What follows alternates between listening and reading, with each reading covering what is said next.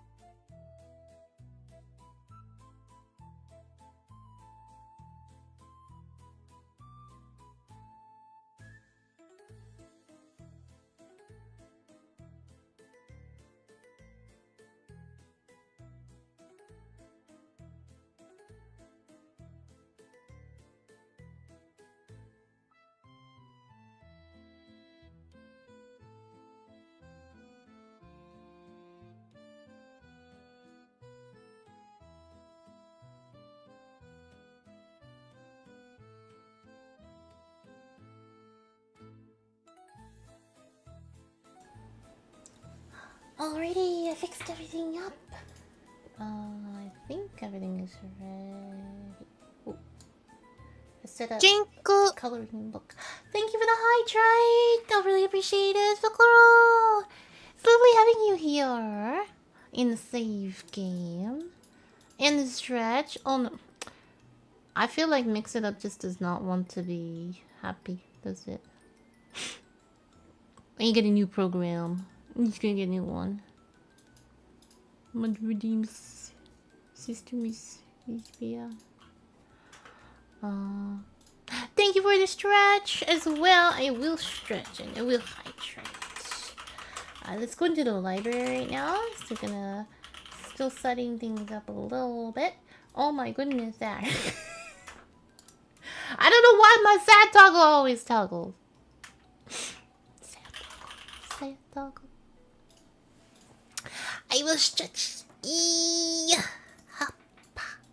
I have my normal outfit on for today because I thought it'd be like, because I've been wearing my Mabel Pines outfit all day, well, all month, so that might be a good idea to change it, switch it up a little bit. I do need to switch this. There. Move myself a little bit like that. Broken Fate! Thank you for the headpads! Hi, Hops! Happy Halloween to you guys! Oh, thank you for the love! Happy Spooky Day! Yeah! Happy Halloween, you guys! We're gonna have a good time coloring today. We have an audiobook. If you guys don't know, I am a leader of a book club. Happy Spooky Day. Happy Spooky Day, Hobbs! Thank you so much for the Spooky Day cheers, yeah. I'm sorry about some of the redeems seem like they don't want to work again. We're gonna have to go, we're gonna go with a different, I'm gonna go with a different program. Because when I push the button it works, but when I try to actually redeem it, it does not want to work for some reason. Because it starts like, I don't know what's going on with it. It's complicated apparently. So many little sounds that should be with the with stretch weren't there either. So sorry about that. I do apologize. But yeah, I will look into getting another program. I think I'm done trying to learn how to mix it up and just and just do it something different. The mix it up thing was supposed to be a thing so it lessens my OBS stress hold. Because usually you would have to go through a website to do the like sound redeems and like animations and stuff. And Mix It Up actually hosts on your computer instead of going through a website, so your OBS doesn't get overloaded, because OBS takes a lot of your computer space. So yeah, in the long end it's just not working. You got me for a while, but I do have family due in an hour or two. Okie dokie, no worries. I really appreciate you. Go stop on by, Hobbs. Oh, you gonna do something really fun for Halloween? What is everybody doing for Halloween? I'm curious. Hi, Nick. Welcome in.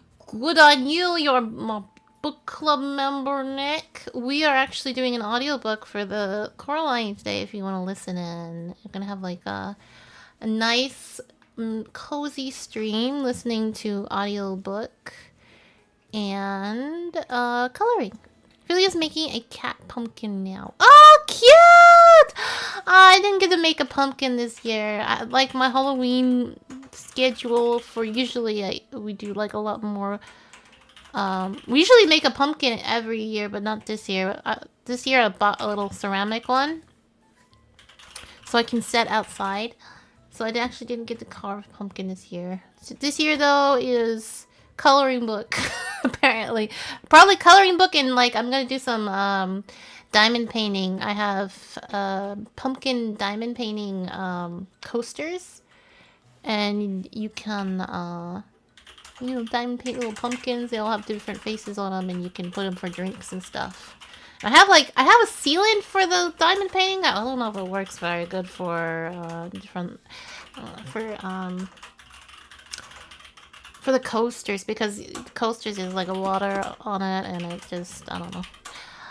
I found in my copy of A House on Haunted Hill. Oh, spooky! House on Haunted Hill. I think I heard my mom talk about that before. My mom's really into like the horror books and movies. Like my mom like made me grow up on the horror movies. I'm not joking. It's probably why I'm not scared of dolls. I'm not scared of dolls. I'm not scared of, because I have my mom my mom like would just like sit me in front of the TV and watch horror movies. And I think there was only like, and there are old movies too, like really old movies.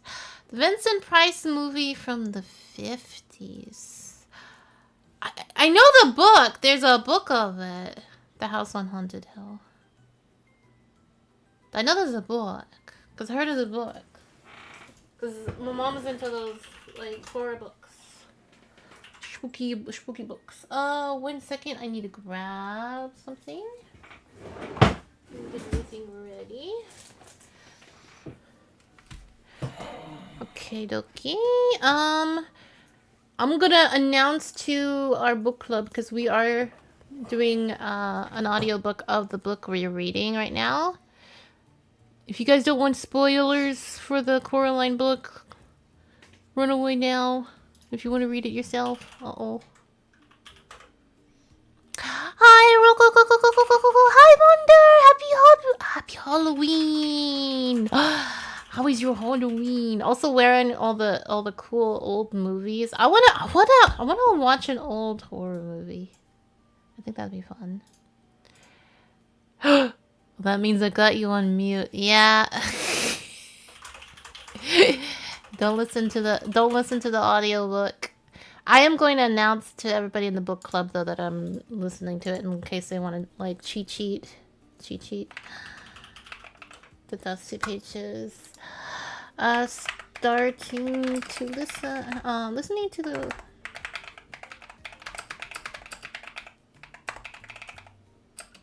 of Coraline on my stream if you like to listen and happy Halloween. Coraline has a live action out of them. They dies? How do they do that? What they did? Because she has like button eyes, and at least in the cartoon. But we have not started on the books, so this is the audio book. So I don't know if they have the button eyes and stuff that makes her look like a little stuffed animal. Might be interesting. Let me see.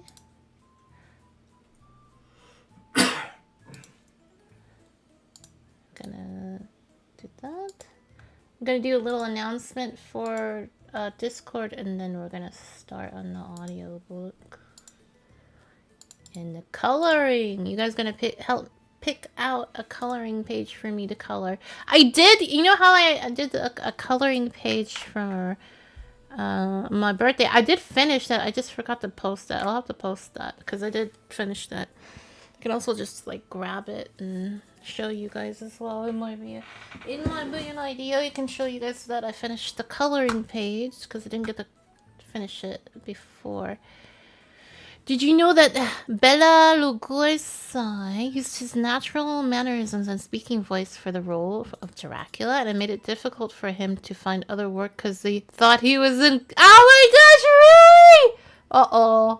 I think that's like the ultimate role cast, like ultimate cast. Oh no, he's stuck as Dracula forever. I mean, now then he just has to act like somebody else.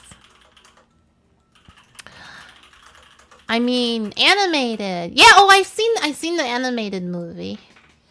It took Rowan Atkinson so much work to play anything but Mr. Bean. I feel so sad. He seems like Mr. Bean is pretty nice. Pretty nice guy. Hello, Cran! With your cozy frog. Look at him in a blanket. Hi. Ready for the book club. Book club. Book, audio book, and coloring book. Johnny English for the win. Ooh. Alright, we're gonna mute the little Halloween music. I bet you anything, if I put my gloves on, I'm probably gonna get all... Yeah. Probably gonna get them all messed up.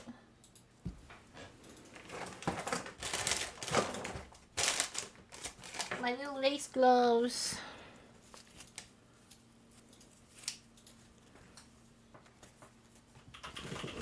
I'm gonna get my cozy on too. Get it cozy and my gloves. Cozy gloves.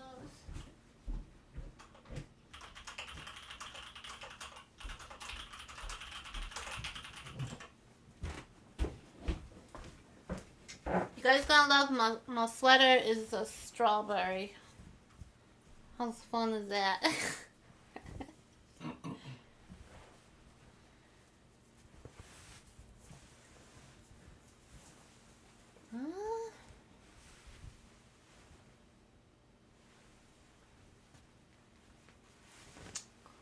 There we go. Turn that around.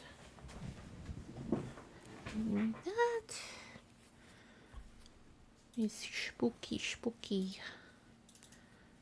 Alright, it's like silent now because I turned off the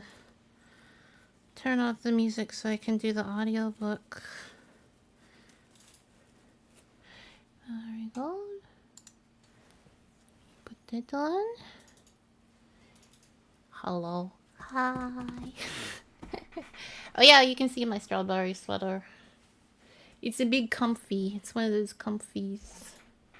Because it's a cozy season. We also have... I have pumpkins... Hold on, there we go. Pumpkin spice latte with my meringue. It's like my meringue mug. There's my meringue mug. He's amazing. Alright. We're going to start on the audiobook. And you guys gonna get cozy. I might turn my sound up a little bit lower. Usually. Hi, Nick on YouTube. I'm gonna tag you right there. Nick on YouTube. That means Nick got first. Who else got first today? What do we got? Wait, hold on. Zephyr got first. There we go. Head pats for Zephyr. And head pats for Nick. For getting first. Congratulations. We will be starting on the audiobook. And put that.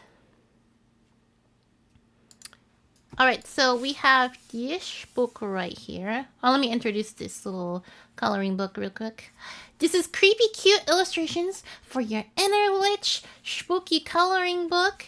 And this is by Sarah Seshwitsk. I think it's a Russian? A Russian name. But yeah, this is by an artist. The thing is with like adult coloring books, most of the adult coloring books are printed by Amazon because it's like easier to print through the Amazon services. And then a lot of the Amazon books, because it's printed through like this generic pages, is that the pages aren't thick, especially if you like doing coloring with markers. So a lot of them will like bleed through the next page, so you'll end up like not getting the whole drawing or the whole art piece. So you'll end up, just like ruining the next page.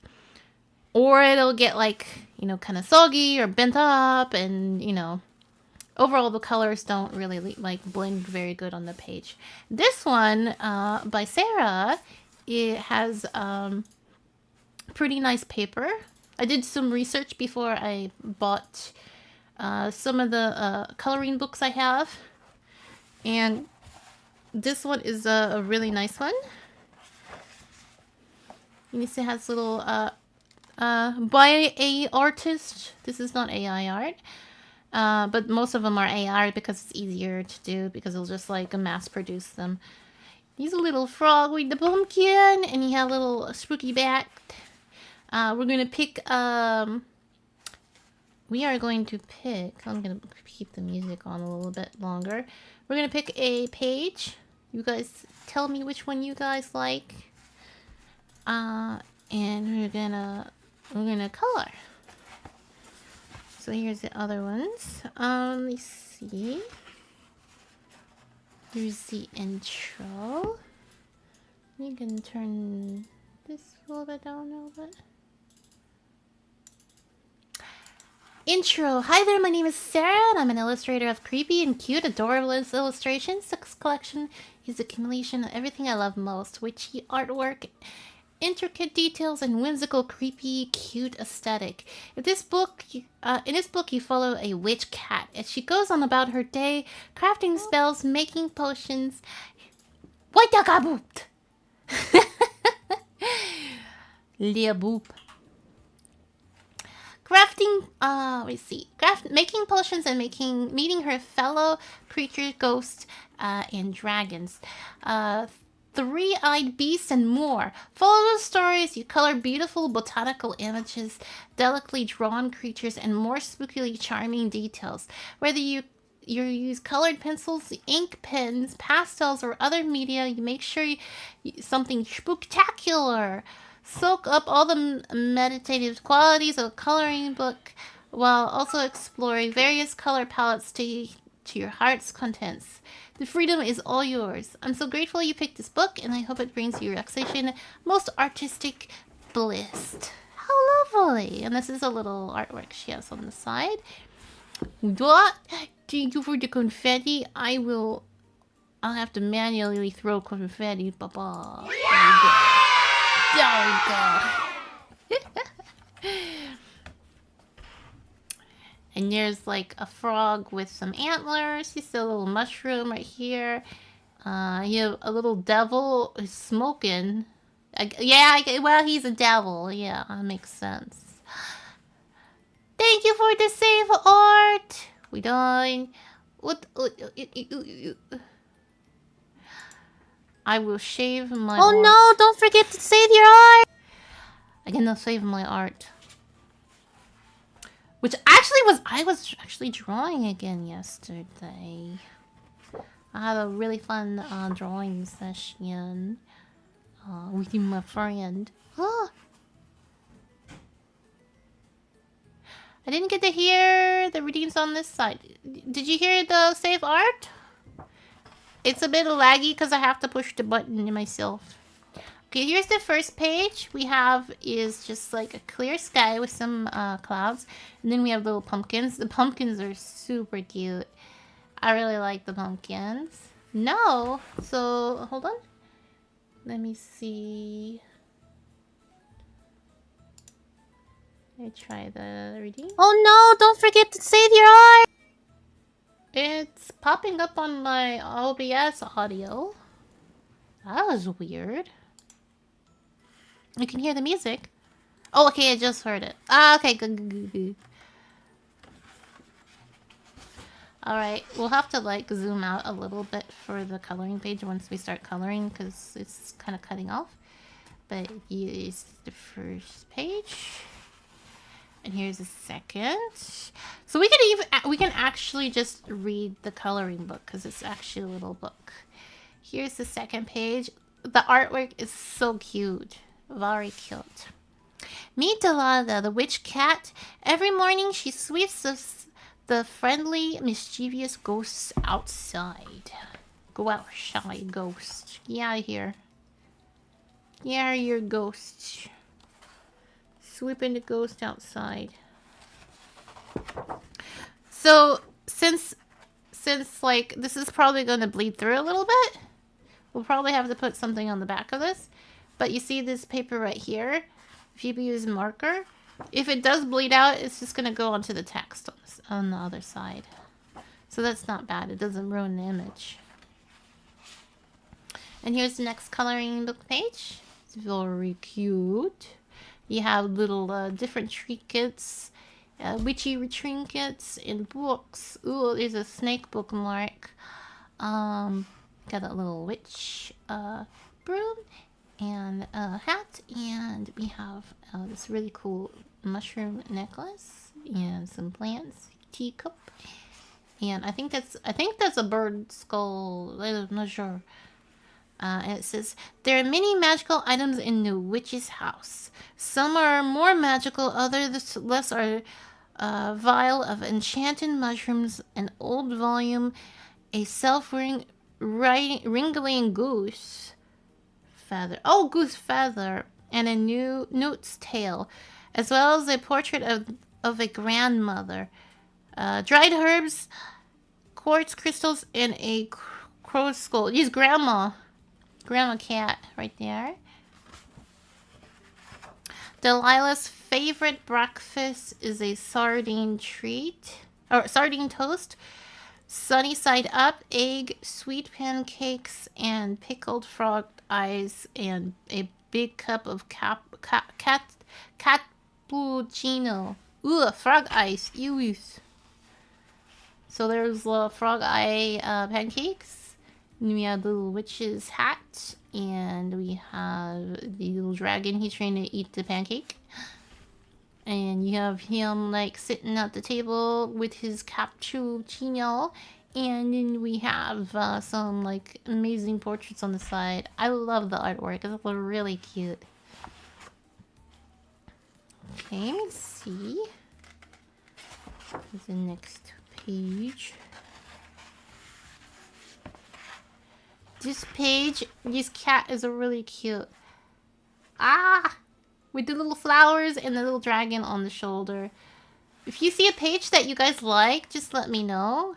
I wish this was numbered, because then we could say which number it would be. But I guess if you can describe it, then I can know what you're talking about. Here are witches, cats, helpers, dragonette, and sparkles. And the sparkles. And the sparkles. Dragonette and the sparkles. Oh, there's the sparkles! Okay, oh, they're actually little beings. Okay. So this dragonette, the dragon, and the sparkles. Okie dokie.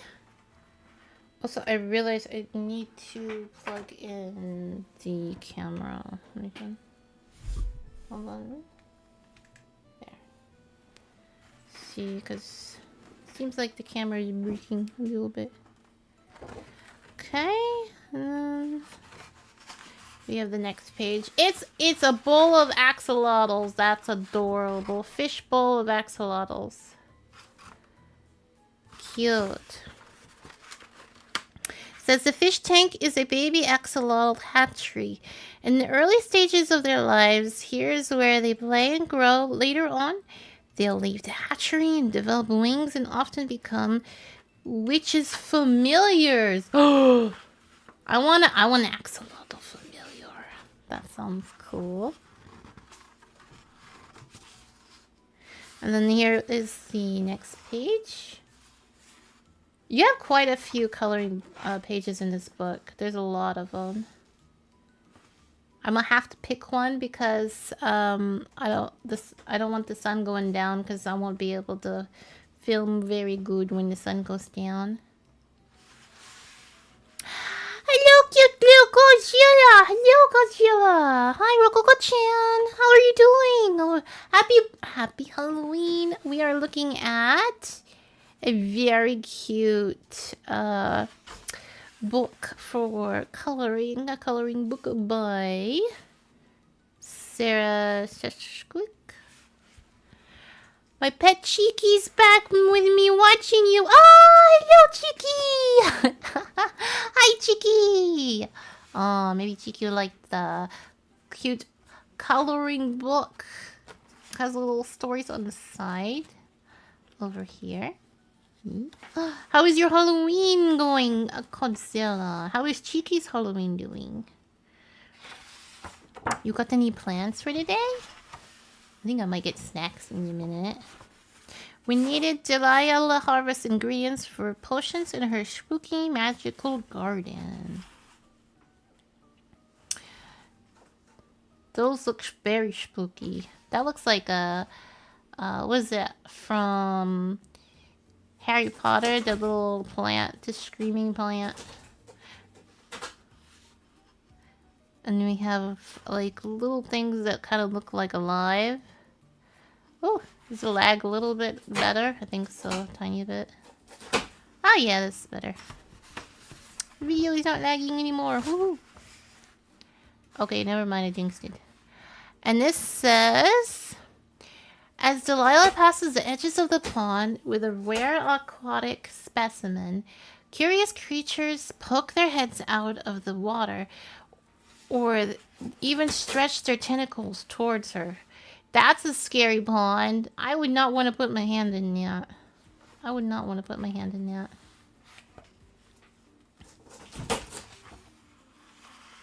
I might do this one, okay? I think I might do this coloring page. I think this is really cute with Delilah, the cat, the main protagonist.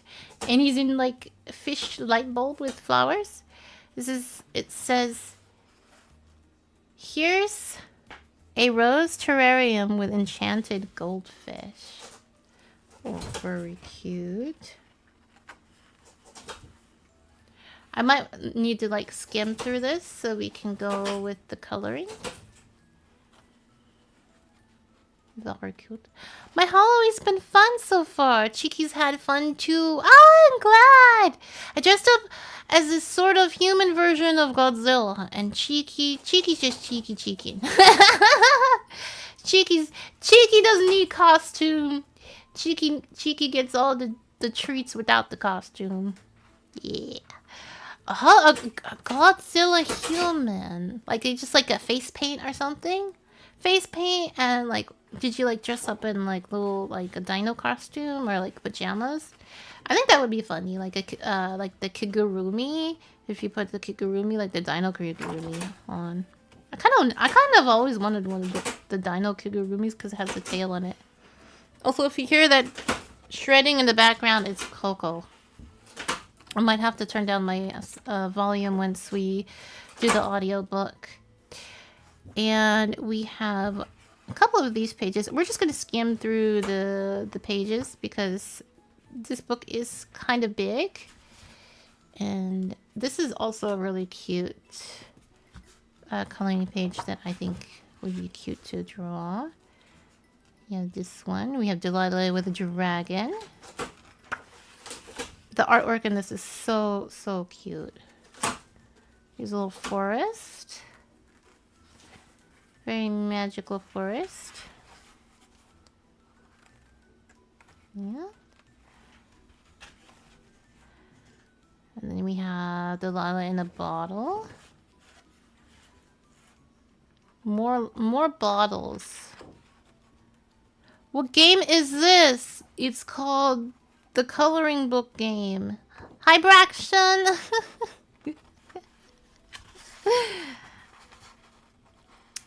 And we have Delilah, yeah, with some soup. It's not part of a game. Put the hair back in the box.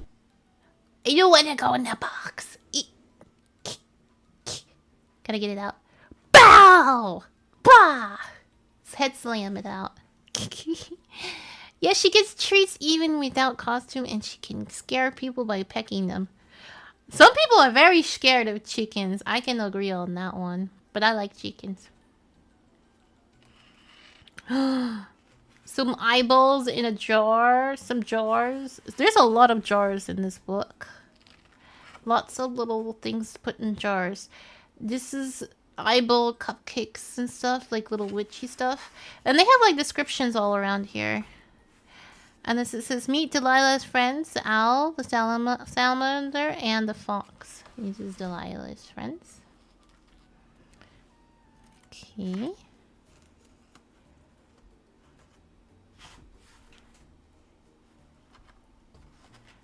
Oh. Alright. Then is the next page. While Delilah and friends enjoy chatting and drinks, the house mice are taking care of the leftovers. Oh, okay, so you see the little mice, they're eating over there. They're eating over there, taking some good food. It looks like Delilah in a jar, the little spooky thing over there. It's a part of the game known as real life. It says terrible graphics and kind of low rating. Yeah, it apparently is lagging right now. Just a little bit. Oh no, I gotta woot. I have to do ooh. Okay. As for the human, know how my Godzilla costume looks like? It's actually a black leather jacket with Godzilla spikes. That's kind of cool. You know, I know somebody who really loves Godzilla. I think they would really like your costume. Godzilla tail attached to my pants, and a Godzilla mask and some red Jordans. That sounds cool. That sounds really cool. I like it. The leather jacket I think is a cool thing. Thank you for the save your art. I appreciate it. We have no art to save, not just yet. Oh no, don't forget to save your art. Yeah, we will. It gets glitchy at times. You give it a 5-minute timer and I'll do the ooh. Okay. Jingle. Thank you for the hydrate. Apparently that one worked. Hydrate worked. I shall drink. I have some nice pumpkin spice latte that I actually made today. Yay, the pumpkin. Ooh, yummy. I don't know why it is lagging, but I might have to restart the camera in a minute if it's still laggy.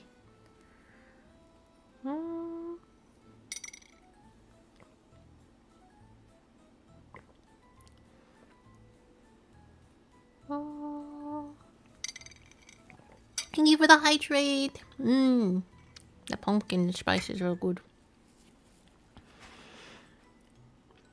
After a nice meal and chat, let's go on a little flying trip. There's a flying right there. And this is Delilah's friends flying. That's really cute. And here they are with some marshmallows. This makes me think of Peak, where we have the marshmallows in the fire. Oh my gosh, this one's really cute, guys. Look at the jackalope! I'm tempted to do this one. It's just pure bun. This guy looks kind of funny. This guy's kind of funny. I like him. We're just skimming through the pages now because I might take too long. You want the sun hours. And this guy says, before you head on back home. And you have this little guy right here. He's cool. The creatures in this book is really cool. It's very fun.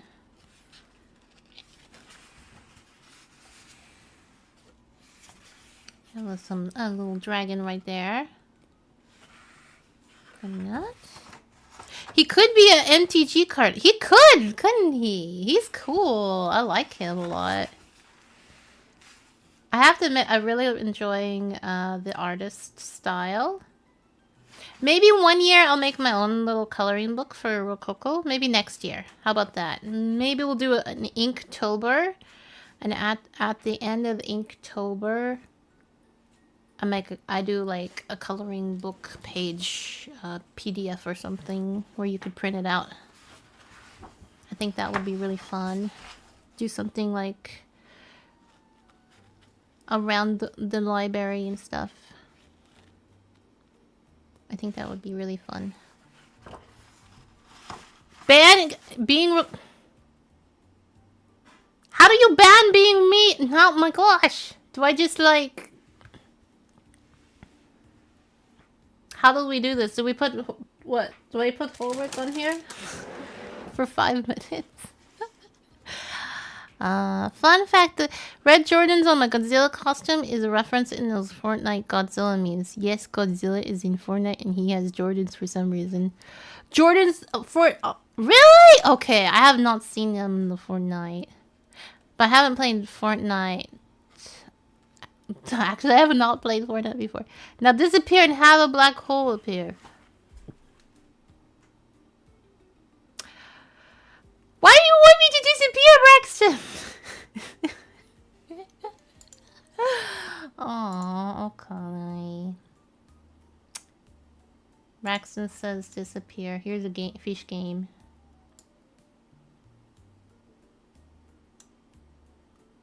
I guess I'll go away. Hold on. It was a paradox thing. Okay, hold on.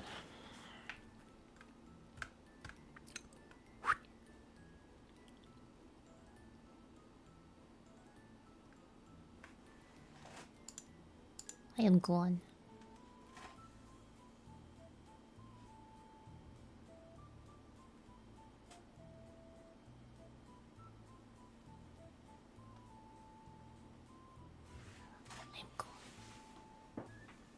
This is not Rococo talking, okay? This is not Rococo. This is somebody else. How do I sound like somebody else? How do I sound like? Do I need a deeper voice? How do I sound like somebody else?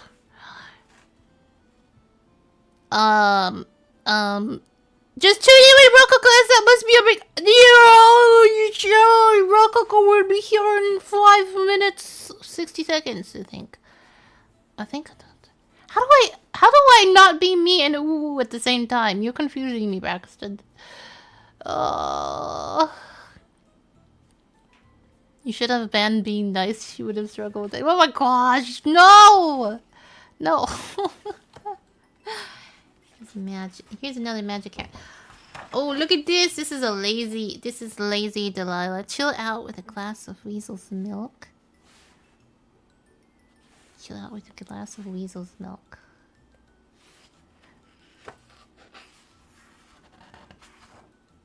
Good night, my friends.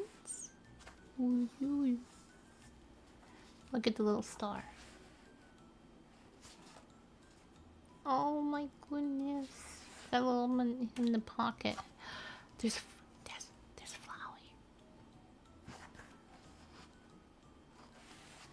Flowey. Am I back now? I have to do ooh too. See you in the next adventure. Oh, that's so cute. Okay, let me... What? And then we have a little picture of the author right here. There's the author. Polish illustrator, spooky cute aesthetics. Has devoted fans around the world. She has been passionate about illustration since she was a child, losing herself in books with magical stories and pictures. The artist feels a strong connection with nature, which is why her illustration is full of animals and plants and fungi. And she... let me see. And she loves mountain trips and cooking. Sarah is also a cat lover and is a proud owner of Bagheera, a black kitty who is the main inspiration for a witch cat. She's the creator of the Illustratium Sarah on Etsy shop and Instagram account, which showcases witchy art and stickers. Sarah lives in Krakow, Poland. Very cute. There you go. There's the book. Now we have to find a page that we like. And then we do the audiobook. You'd be surprised to know how many collaborations Fortnite has done. They collaborated with Dragon Ball, Transformers, Naruto, Marvel, DC, The Hero Academia, and even Hatsumiko. I've seen the collabs. I have. They're very cool. Like, I've seen little pictures and previews for Fortnite and stuff because I've been wanting to play like the Guitar Hero kind of game that they have on Fortnite, but I just haven't been able. I haven't gotten myself to play it yet because I usually get like very distracted. Wait, no, can't do a ban in-game action twice in stream. Be right back real quick. Okay. No ban in-game actions. I'm gonna bring myself back. Can I? Yeah. I don't know why I'm turned around. Hello. I even turned myself there. There. Yep. Baba. What's your Halloween costume this year? Hello, Nosy the Killer Rabbit. Killer Rabbit. I am Arctic Hare. No, not a rabbit, but you could hear a killer rabbit. Scary, scary. There we go. I fixed my eyes. My Halloween costume is Mabel Pines from Gravity Falls, because everybody said I sound like her, so I can show you. I'll show you what it looks like. Let me see if I can find it. Because I had changed out of it for today's stream. Because I was gonna, I had it on I had it on all month. This month, I had this avatar on all month. Have you ever seen the movie Joker in being his mask variant? It's an character that I'm named after. Really? Uh-oh. By the way, the lighting is broken. Hold on, I fix. There. Like a little bit warmer. I don't think so, and I don't think I've seen that. Or at least I don't remember it. I have seen a lot of Batman and like Joker movies though. Because I do like those kind of movies. Those are fun. Yeah, this is my Halloween outfit. Yay! I am Mabel Pines from Gravity Falls.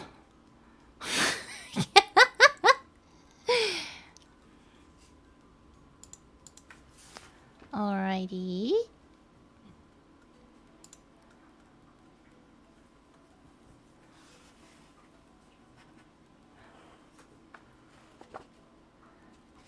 Alright, we have to pick a page that we want to color. And then we're going to listen to the audiobook for Coraline. So it's going to be really, really cozy. And we're going to be cozying out like real good. So let's go pick a page. I was thinking one of the bottles, because I think the bottles are really cute. And it might be a little bit... Whoa. Thank you for the love. Thank you, Braxton. Thank you, thank you. Oh, let me move in on my Halloween outfit, and we're gonna go into my normal outfit. I'm gonna show you it. Look at that. Happy Halloween! Happy Halloween, Gran! Oh my goodness, that did work this time. Happy Halloween! There we go! Thank you for the happy Halloween! How is your Halloween, Kren? How is it going? Are you having a good day? Let me see. Where is my... There we go. Fix. Happy Halloween! Baba! Oh! Why did it go twice? Starting to get ready for beds right now. Oh no!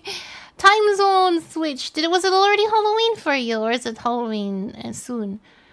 So it goes well when I rise. Ah! I'm sure it's gonna be. You have anything planned for Halloween? I'm sure it's gonna be good. So freaking cute.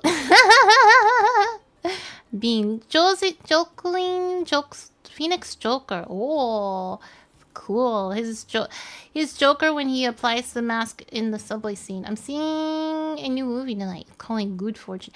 Good Fortune. I never heard of this movie.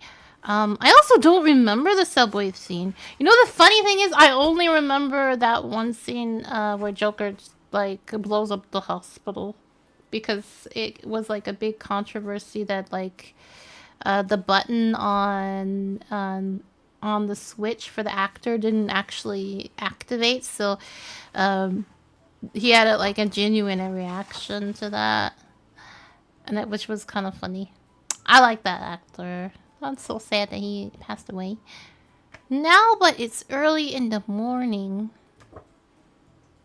Oh yeah. I do hope you have good Halloween, Cran.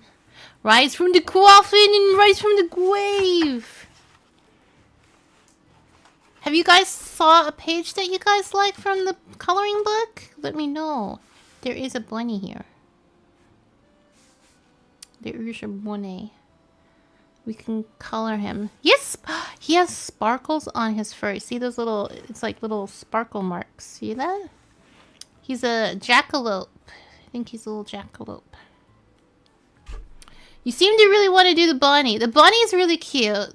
I think the ones I like is the bunny. And I like the bottle stuff. The little bottle scenes are really cute. There's like a whole bunch of bottles. I feel like I skipped some pages. 'Cause I don't remember seeing those ones. That one's super cute. I think... Let me see. What was the bottle that I really liked? I like this one. I like the light bulb. I think the light bulb was really cute. Oh, I do have an update on my girl Chicky. Did I tell you about her kid/baby chick? Oh no, you didn't! Godzilla, the babies! Oh my god, Chicky's a mama now!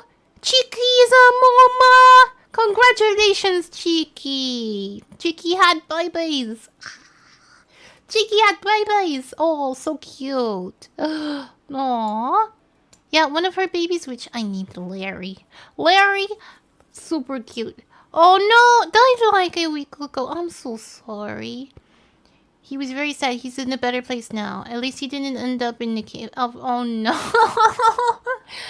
Aww. No, I'm sorry, Larry. Yeah, poor Larry. But I'm happy that the other kids did survive. Poor little thing. But now Chiki's a mama and has a bunch of babies to take care of. Super busy. I'm fine with any of them as long as you're happy. Ah, thank you. Yeah, think of this one. Look at this. Look at him. He's really cute. I also noticed that the camera is a bit quite laggy. I might have to refresh the page. Hold on. I'm just like gonna like this to see if my camera unlags.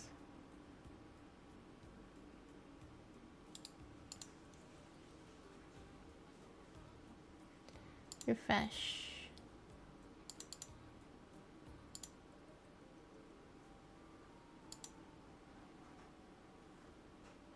I wonder why it's doing that. It's been lagging for about an hour, I think.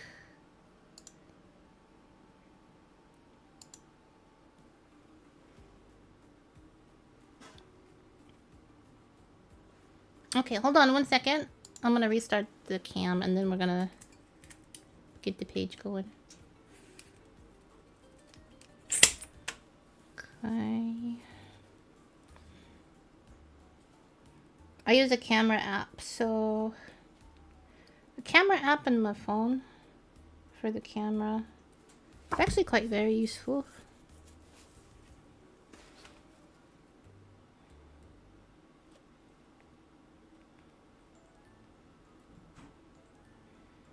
Just need to restart that.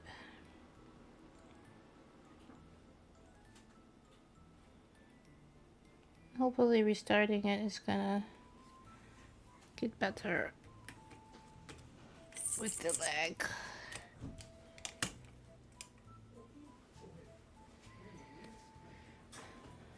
Okie dokie.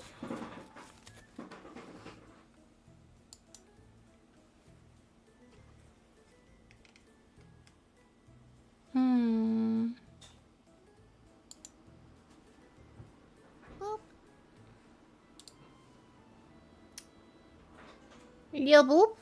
Wait. Let me refresh this. There we go. I think I got it.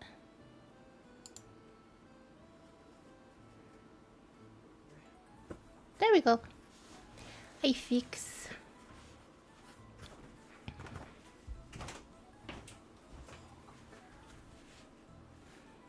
Alright, let me get the audiobook. And we'll get cozy. Horik, what do you think? About? What page? Color. Do you want to look through them? It's okay, you pick one. No, you can look through I them. figure you have some favorites. I was thinking like a simple one so I can like finish it in one stream because the ones with the background's gonna take a while.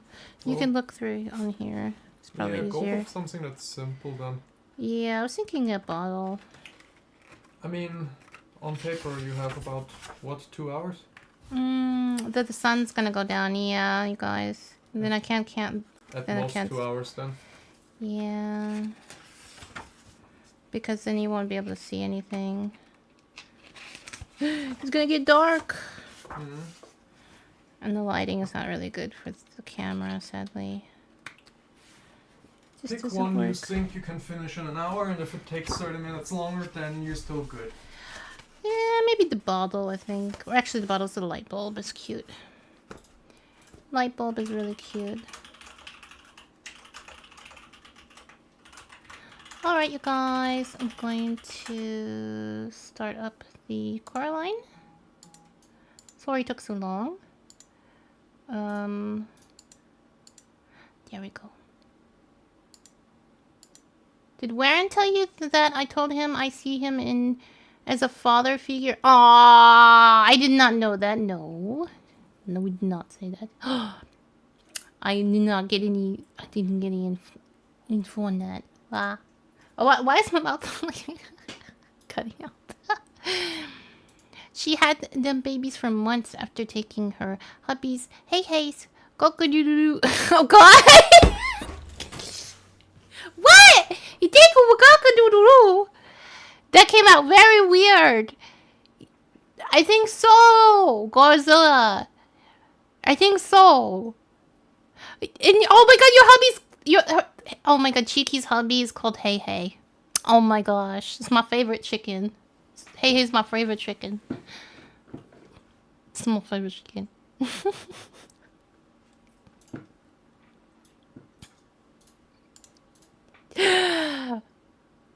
Hey Hey sounds like a very proper husband chicken.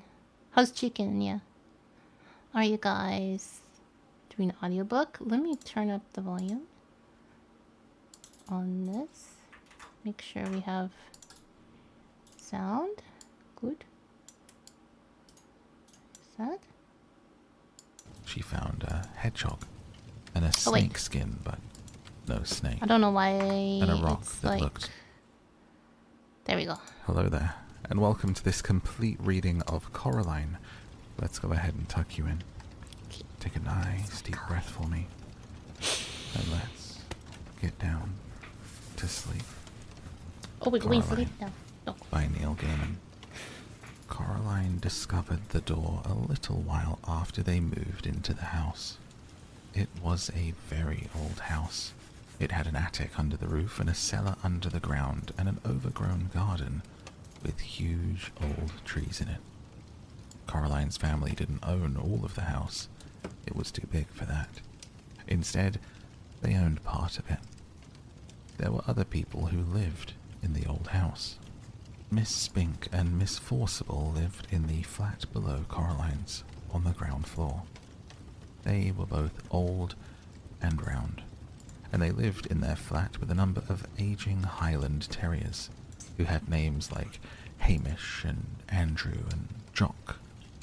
Once upon a time, Miss Spink and Miss Forcible had been actresses, as Miss Spink told Coraline the first time she met her. "You see, Caroline," Miss Spink said, getting Coraline's name wrong. "Both myself and Miss Forcible were famous actresses in our time. We trod the boards, lovey. Oh, don't let Hamish eat the fruitcake. He'll be up all night with his tummy. It's Coraline. Not Caroline. Coraline, said Coraline. In the flat above Coraline's, under the roof, was a crazy old man with a big moustache. He told Coraline that he was training a mouse circus. He wouldn't let anyone see it. One day, little Caroline, when they're all ready, everyone in the whole world will see the wonders of my mouse circus. You ask me why you cannot see it now. Is that what you asked me? No, said Coraline quietly. I asked you not to call me Caroline. It's Coraline. The reason you cannot see the mouse circus, said the man upstairs, is that the mice are not yet ready and rehearsed. Also, they refuse to play the songs that I have written for them. All the songs that I have written for the mice to play go oompa, oompa.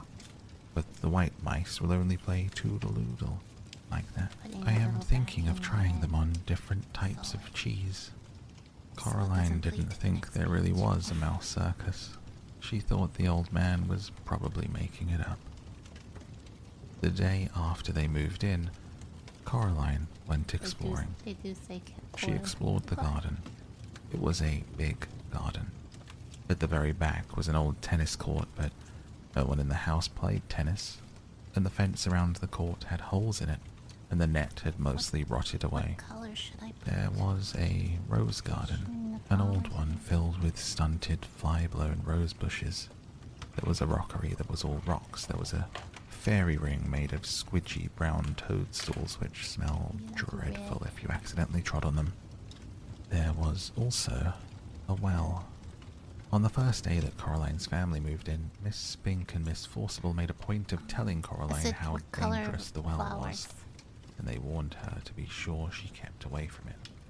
So Coraline set off to explore for it, so that she knew where it was to keep away from it properly.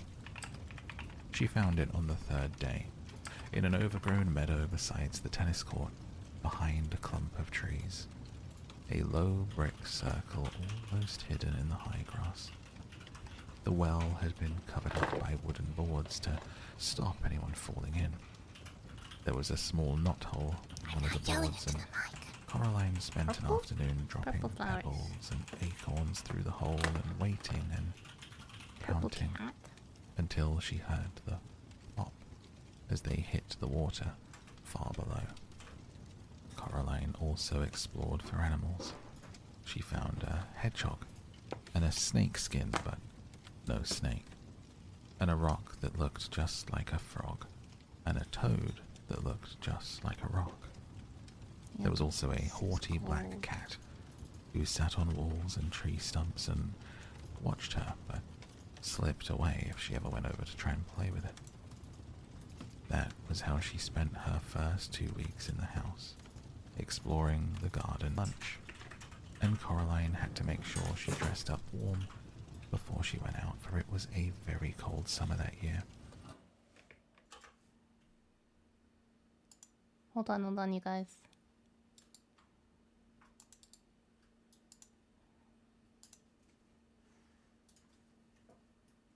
Good job! Shush, we can do this. Coraline by Neil Gaiman. Oh no, it's not the same person. Oh no, they blocked us. There's a paywall. There's a paywall. Mice will only play toodle-oodle like that. I am thinking of trying them on different types of cheese. Well, that guy was a lot closer. The other Coraline. one. Written by Neil Gaiman. I'm sorry. Fairy sorry. tales are more than true. This one's free though. Not because they tell us that dragons exist, but because they tell us that dragons can be beaten. G.K. Chesterton. Coraline discovered the door a little while after they moved into the house. It was a very old house. It had an attic under the roof, and a cellar under the ground, and an overgrown garden with huge old trees in it. Coraline's family didn't own all of the house. It was too big for that. Instead, they owned part of it. There were other people who lived in the old house. Miss Spink and Miss Forcible lived in the flat below Coraline's, on the ground floor. They were both old and round, and they lived in their flat with a number of aging Highland Terriers who had names like Hamish and Andrew and Jock. Once upon a time, Miss Spink and Miss Forcible had been actresses, as Miss Spink told Coraline the first time she met her. "You see, Caroline," It just means you don't have to whisper. Miss Spink said. Well, because it's not as cozy. Both myself and Miss Forcible were famous actresses in our time. Because that one is more We sweet. trod the boards, lovey. Oh, don't let Hamish eat the fruitcake, or he'll be up all night with his tummy. "It's Coraline, not Caroline. Coraline," said Coraline. In the flat above Coraline's, under the roof, was a crazy old man with a big mustache. Some yellows. He told Coraline that he was it's training a mouse whispering. circus. Okay, yeah. He wouldn't let anyone see Makes it. sense. "One day, little Caroline, when they are all ready, everyone in this Making whole this gold world on will the see the bottom. wonders of my mouse circus.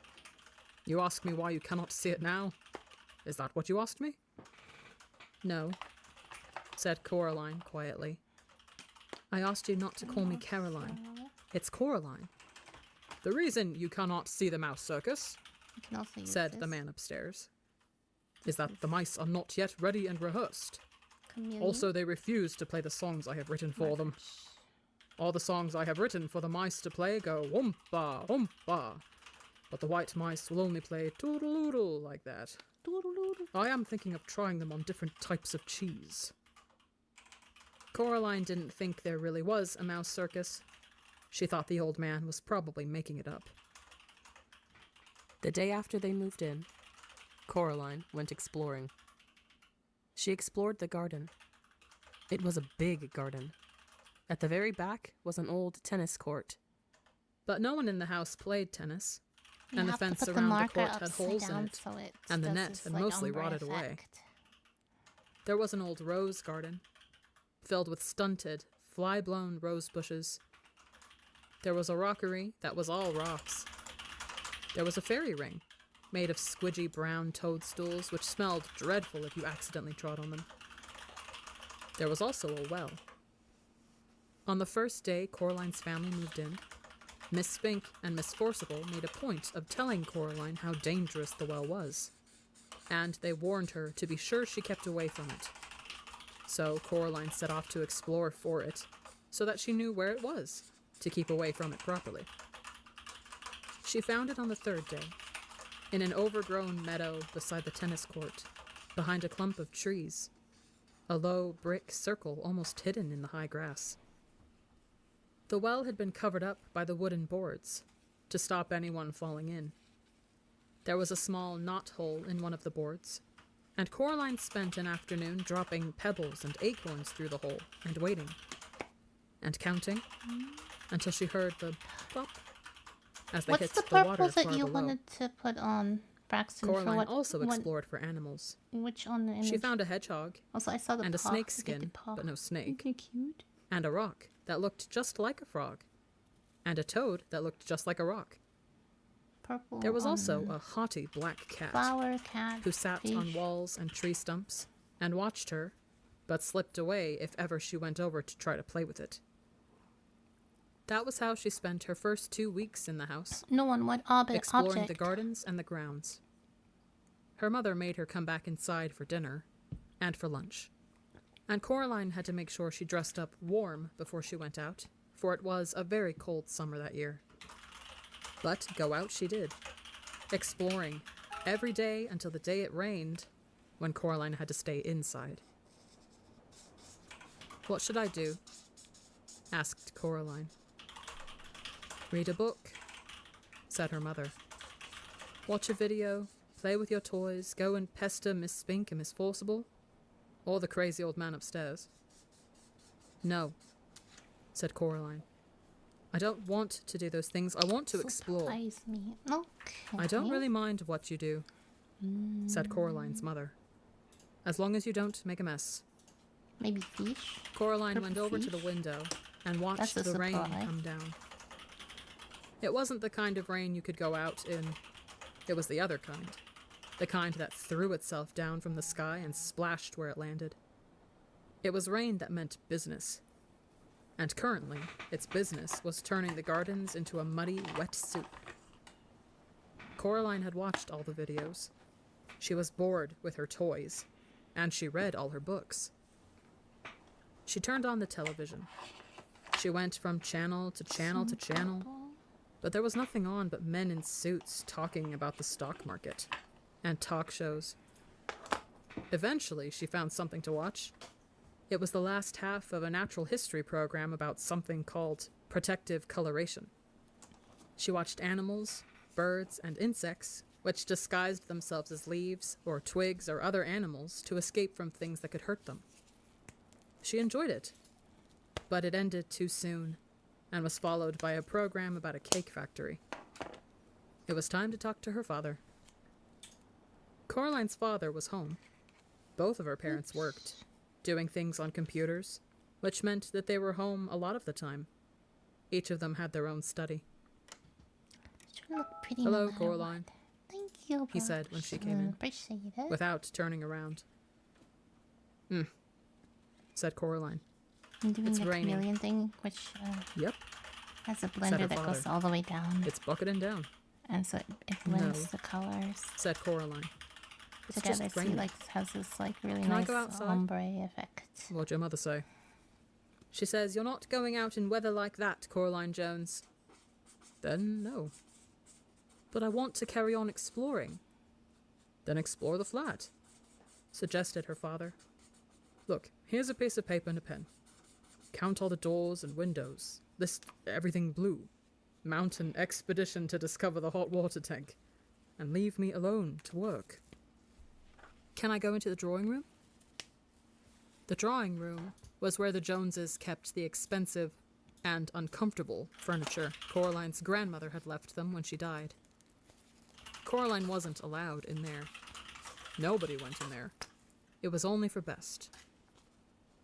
If you don't make a mess, and you don't touch anything. Coraline considered this carefully. Then she took the paper and pen and went off to explore the inside of the flat. She discovered the hot water tank. It was in a cupboard in the kitchen. She counted everything blue, 153. She counted the windows, 21. She counted the doors, 14. Of the doors that she found, 13 opened and closed. The other, the big carved brown wooden door at the far corner of the drawing room, was locked. She said to her mother, "Where does that door go?" "Nowhere, dear. It has to go somewhere." Her mother shook her head. "Look," she told Coraline. She reached up and took a string of keys from the top of the kitchen doorframe. She sorted through them carefully and selected the oldest, biggest, blackest, rustiest key, then went into the drawing room. She unlocked the door with the key. The door swung open. Her mother was right. The door didn't go anywhere. It opened into a brick wall. When this place was just one house, said Coraline's mother, that door went somewhere. When they turned the house into flats, they simply bricked it up. Hello, The other side is hello, an empty Nico. flat on the other side Hello, of the house. wonderful lady Rococo. The one that's still Hello, for welcome sale. in, welcome in. We're She doing shut the door and put the string of keys back on top of the kitchen door frame. "You didn't lock it," said Coraline. Her mother shrugged. "Why would I lock it?" she asked, "if it doesn't go anywhere?" Coraline didn't say anything. It was nearly dark outside now, and the rain was still coming down, Braxton said, pattering against the "I want windows something and purple, blurring the so lights I of the said cars in the fish. street Let's try outside. it." Coraline's father stopped working and made them all dinner. Coraline was disgusted. "Daddy," she said, "you've made a recipe again." "It's leek and potato stew, with a tarragon garnish and melted Gruyere cheese," Good. he admitted. Doing good. Happy Halloween, Coraline by the way, sighed. Nico. How's your Then she went to the Halloween? freezer and Yeah, got out some really microwave good. chips and a microwave mini pizza. Lots of things have changed. "You know I don't like recipes," But I am overall she told her good. father. while her dinner went around and around, and the little red numbers on the microwave oven counted down to 0. If you tried it, maybe you'd like I'm gonna it, try to ombre the said colors Coraline's father, a little bit, but she so shook her it head. blends in. That night, Coraline lay awake in her bed, And then I'm The gonna move rain the had markers stopped. from here. and she was almost asleep when something went. This is like the lightest purple I have. She sat up Funny in bed. enough. Something went. Creak. Coraline got out of bed and looked down the hall, but saw nothing strange. She walked down the hall. From her parents' bedroom came a low snoring. That was her father. It's been a while. And an occasional sleeping mutter. That was her 2 mother. years. Coraline wondered if she dreamed it. Whatever it I've been was, streaming for a long time. something now. moved. It was little more than a shadow, and it scuttled down the darkened hall fast, like a little patch of night. She hoped it wasn't a spider. Spiders made Coraline intensely uncomfortable. Work week over. The black Phew. shape went into the Nice. drawing room, and Coraline followed it, a little nervously. The room was dark.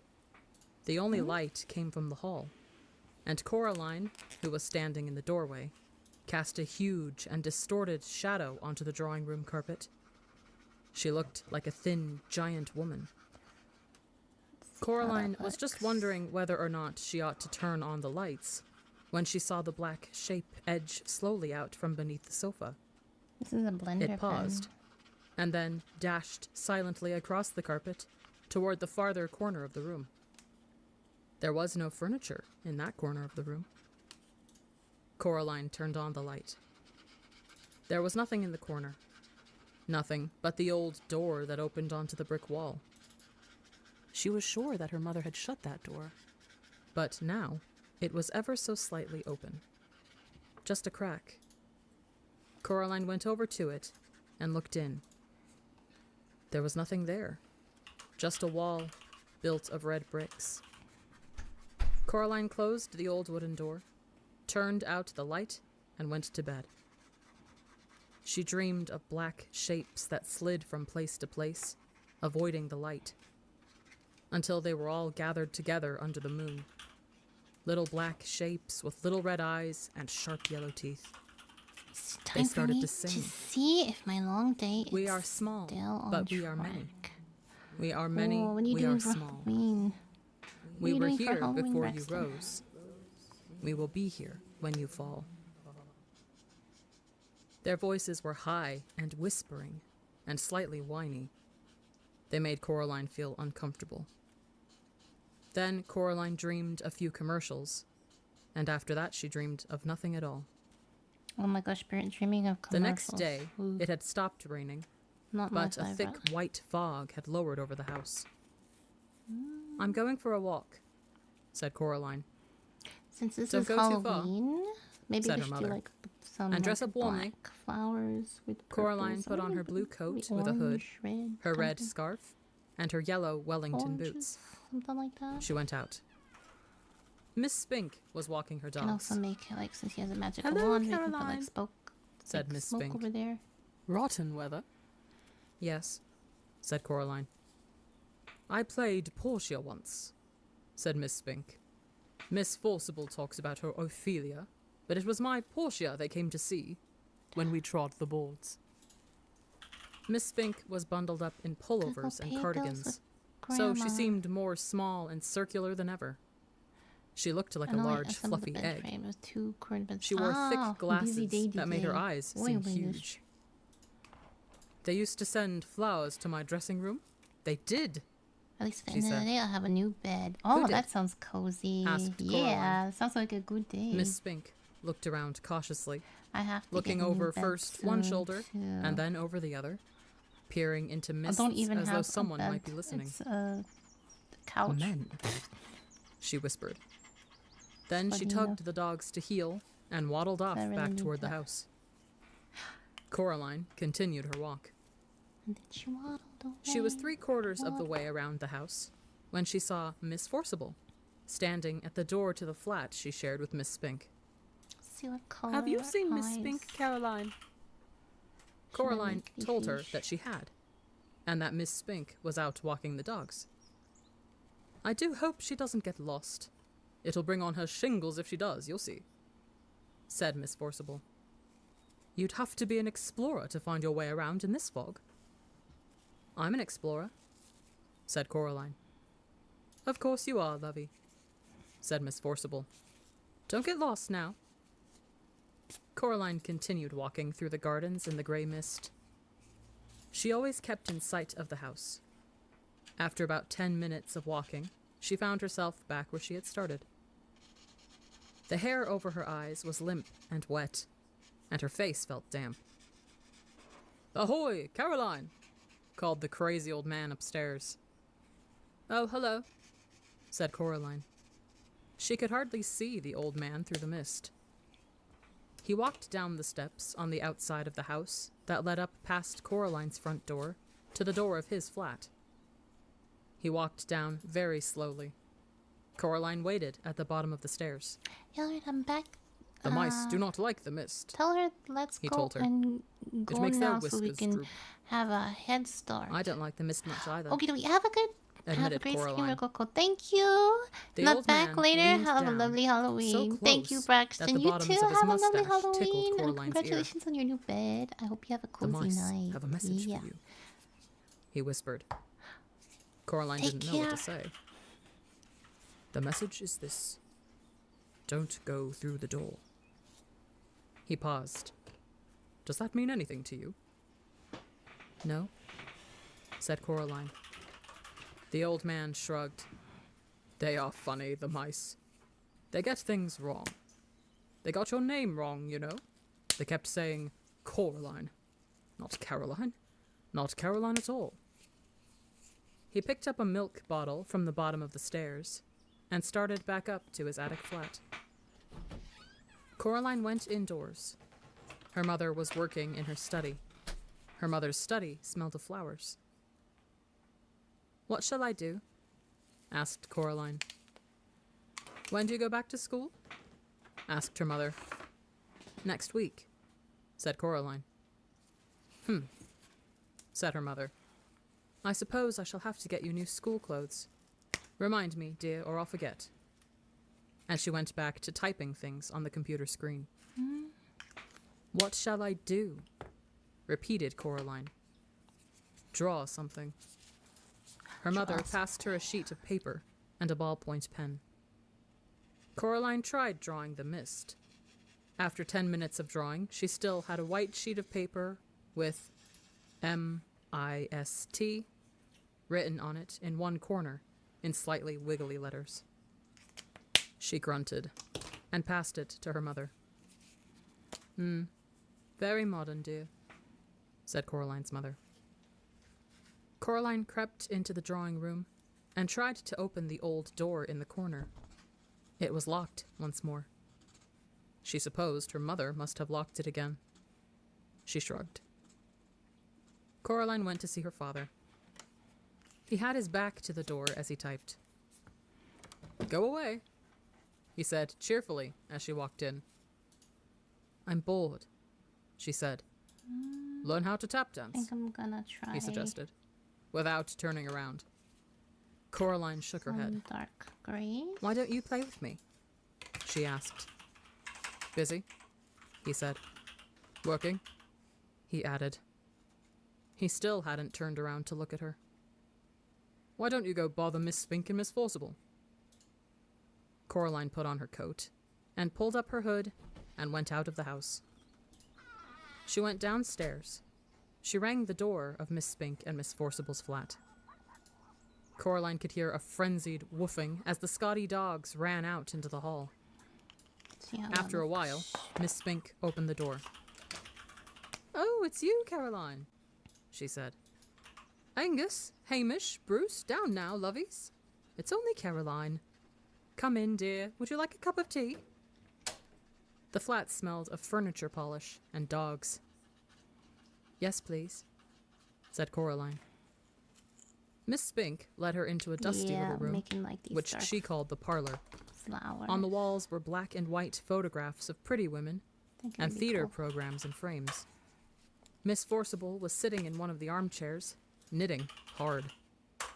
They poured Coraline a cup of tea in a little pink bone china cup with a saucer.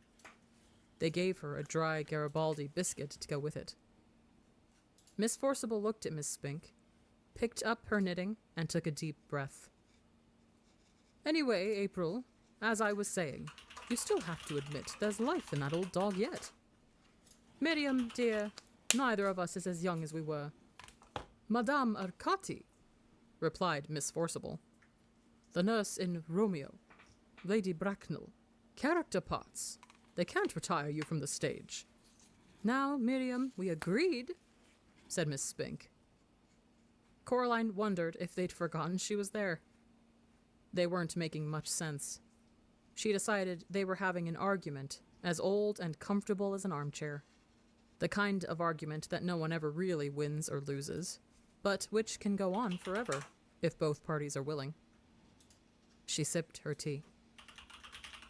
I'll read the leaves if you want, said Miss Spink to Coraline. Sorry? Said Coraline. The tea leaves, dear. I'll read your future.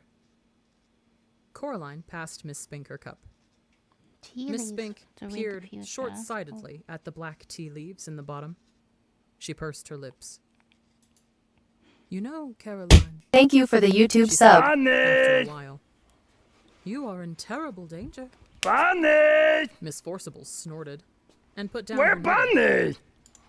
Thank Oh, you so much. Thank you we're for the bunnies. follow. no bunnies. Oh. Thank you, Legend of Gothor. Thank you so much. Welcome, welcome, welcome in. Don't be silly, April. Stop scaring the girl. Your eyes are going. Pass me that cup, child. Coraline carried the cup over to Miss Forcible. Miss Forcible looked into it carefully, shook her head, and looked into it again. Oh, dear, she said. You were right, April. She is in danger. See, Miriam, Emotes. said Miss Spink triumphantly. My eyes are as good Happy as they ever Halloween were. to you. How is your What am I in Halloween danger from? going? Asked Coraline. Mrs. Spink and Forcible stared at her blankly. It didn't say, said Miss Spink. Tea leaves aren't reliable for that kind of thing. Not really. They're good for general, but not for specifics. What should I do then? Asked Coraline, who was slightly alarmed by this. Don't wear green in your dressing room, suggested Miss Spink. Don't Or mention the forget. Scottish play, added Miss Forcible. Coraline wondered why so few of the adults she had met made any sense. She sometimes wondered who they thought they were talking to. And be very, very careful, said Miss Spink. She got up from the armchair and went over to the fireplace. On this. On the mantelpiece was a small jar, and Miss Spink took off the top of the jar and began to pull things out of it. There was a tiny china duck, a thimble, a strange little brass coin, 2 paper clips, and a stone with a hole I in might it. have made that a bit too dark. I might She have to passed re-go Coraline over the it stone with a hole in it. pen. What's this for? Asked Coraline. The hole went all the way through the middle of the stone. She held it up to the window and looked through it. It might help, said Miss Spink. They're good for bad things sometimes. Coraline put on her coat, said goodbye to Mrs. Spink and Forcible and to the dogs, and went outside. The mist hung like blindness around the Have the house. prettiest gloves. I love them. She walked Thank you, slowly to the Andor. stairs Thank up you to her so family's much. Oh, flat, God, you like my gloves. and then stopped and looked around. Appreciate it. In the Happy mist, Halloween to you. It was a ghost world. Welcome, welcome. In danger? Thought Coraline to herself. It sounded exciting. It didn't sound like a bad thing. Ooh. Not really. That flower is really Coraline went dark. back upstairs, her fist closed tightly around her new stone. The next day, the sun shone, and Coraline's mother took her into the nearest large town to buy clothes for school. They dropped her father off at the railway station. He was going into London for the day to see some people. Coraline waved him goodbye. They went to the department store to buy the school clothes. Coraline saw some day-glow green gloves she liked a lot. Her mother refused to buy them for her, preferring instead to buy white socks, navy blue school underpants, 4 gray blouses, and a dark gray skirt. But Mum, everybody at school's got gray blouses and everything. Nobody's got green gloves. I could be the only one. Her mother ignored her. She was talking to the shop assistant. They were talking about which kind of sweater to get for Coraline, and were agreeing that the best thing to do would be to get one that was embarrassingly large and baggy, in the hopes that one day she might grow into it. Coraline wandered off and looked at a display of Wellington boots shaped like frogs and ducks and rabbits. Then she wandered back. Cute. Coraline? Those boots sound Oh, there you adorable. are. Where on earth were you? I was kidnapped by aliens, said Coraline. They came down from outer space with ray guns, but I fooled them by wearing a wig and laughing in a foreign accent, and I escaped. Yes, dear, now I think you could do with some more hair clips, don't you? No. Well, let's say a half dozen to be on the safe side, said her mother. Coraline didn't say anything. In the car on the way back home, Coraline said, "What's in the empty flat?" I don't know. Nothing, I expect. It probably looks like our flat before we moved in. Empty rooms. Do you think you could get into it from our flat? Not unless you can walk through bricks, dear. Oh. They got home around lunchtime. The sun was shining, although the day was cold. Coraline's mother looked in the fridge and found a sad little tomato and a piece of cheese with green stuff growing on it. There was only a crust in the bread tin. I'd better dash down to the shops and get some fish fingers or something, said her mother. Do you want to come? No, said Coraline. Suit yourself, said her mother, and left. Then she came back and got her purse and car keys and went out again. Coraline was bored. She flipped through a book her mother was reading about native people in a distant country. How every day they would take pieces of white silk and draw on them in wax, then dip the silks in dye, then draw on them in wax and dye them some more, then boil the wax out in hot water, and then finally throw the now beautiful cloths on a fire and burn them to ashes. It seemed particularly pointless to Coraline, but she hoped that the people enjoyed it. She was still bored, and her mother wasn't yet home. Coraline got a chair and pushed it over to the kitchen door. She climbed onto the chair and reached up. She got down, then got a broom from the broom cupboard. She climbed back on the chair again and reached up with the broom. Chink! She climbed down from the chair and picked up the keys. She smiled triumphantly. Then she leaned the broom against the wall and went into the drawing room. The family did not use the drawing room. They had inherited the furniture from Coraline's grandmother, along with a wooden coffee table, a side table, a heavy glass ashtray, and the oil painting of a bowl of fruit. Coraline could never work out why anyone would want to paint a bowl of fruit. Other than that, the room was empty. There were no knickknacks on the mantelpiece, no statues or clocks, nothing that made it feel comfortable or lived in. Yeah. We do need The old some black key felt colder than any of the greens for others. the lily pads over here. She pushed it into the keyhole. It turned smoothly with a satisfying clunk. Coraline stopped and listened. She knew she was doing something wrong, and she was trying to listen for her mother coming back, but she heard nothing. Then Coraline put her hand on the doorknob and turned it, and finally, she opened the door. It opened onto a dark hallway. The bricks had gone as if they'd never been there. Try this There was a cold, color. musty smell coming through the open Nice. doorway. It smelled like something very old and very slow. Coraline went through the door. She wondered what the empty flat would be like, if that was where the corridor led.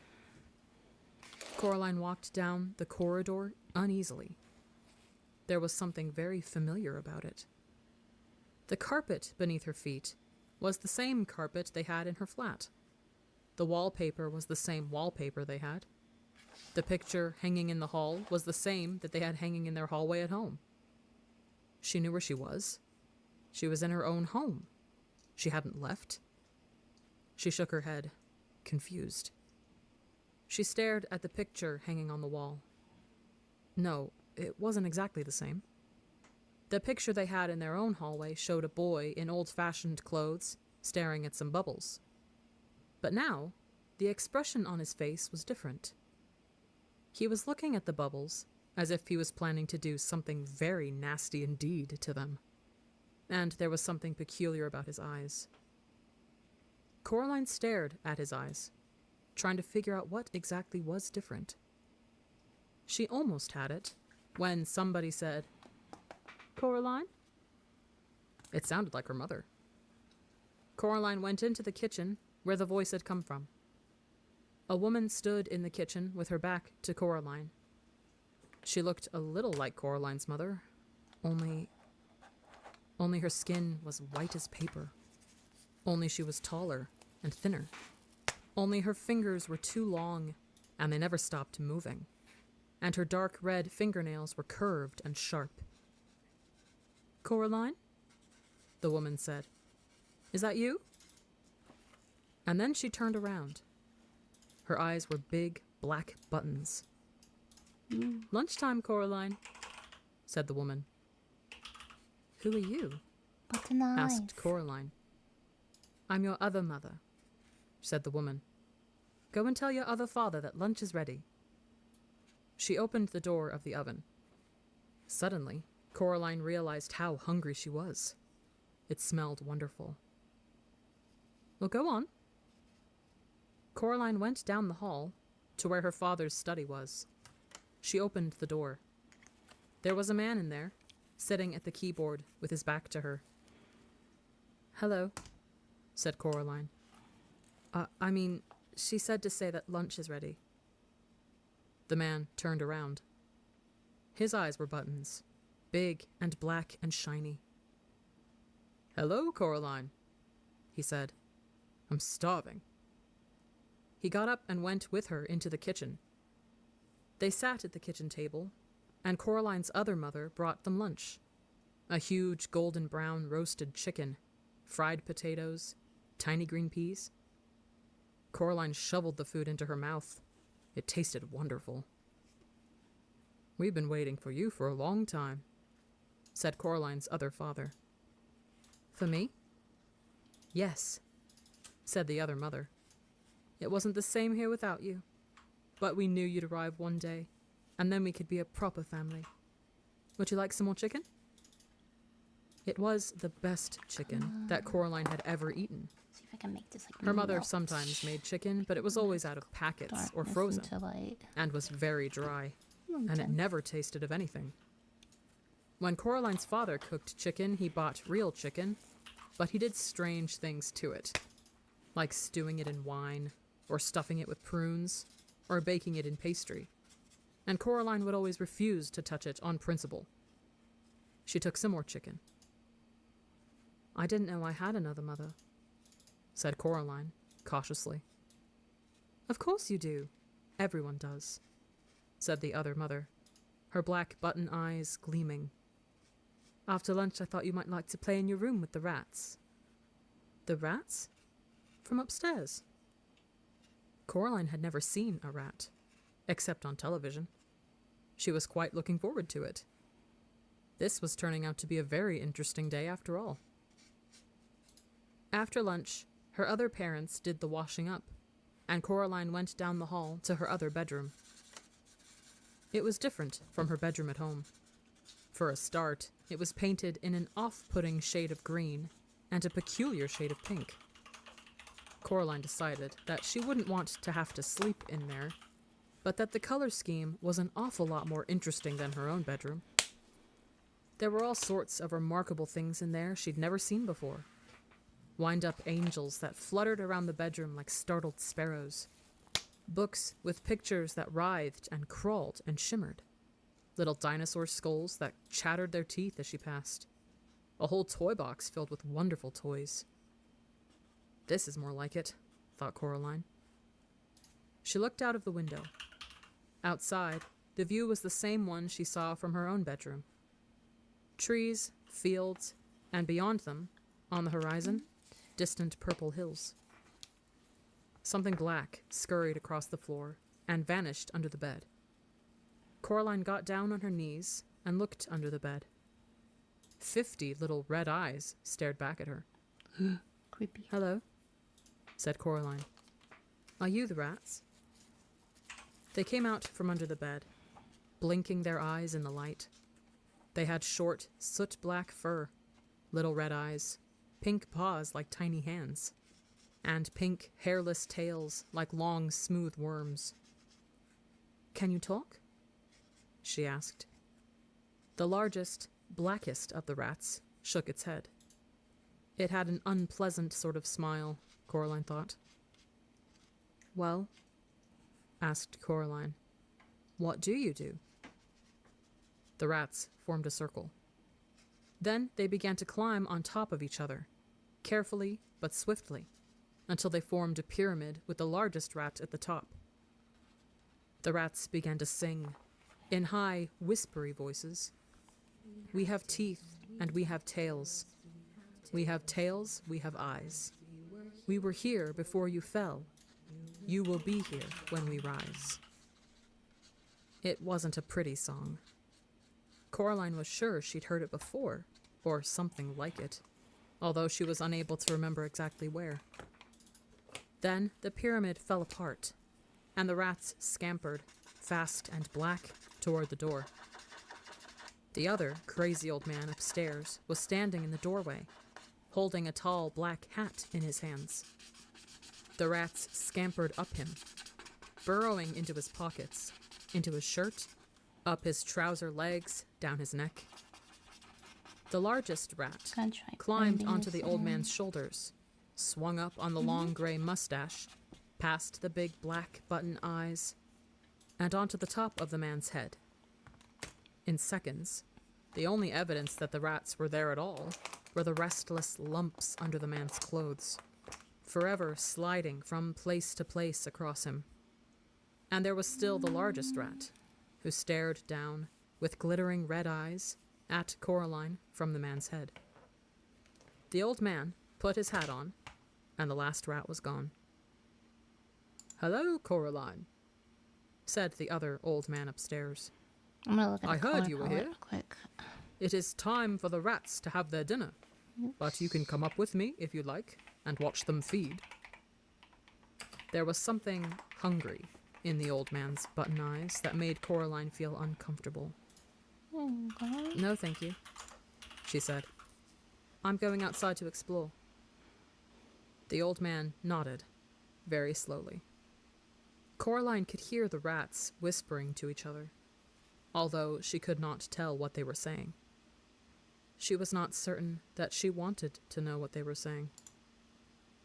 The other parents I could stood in go the kitchen with doorway as she walked down the corridor, some blues. smiling I think identical that might be smiles. cute. and waving slowly.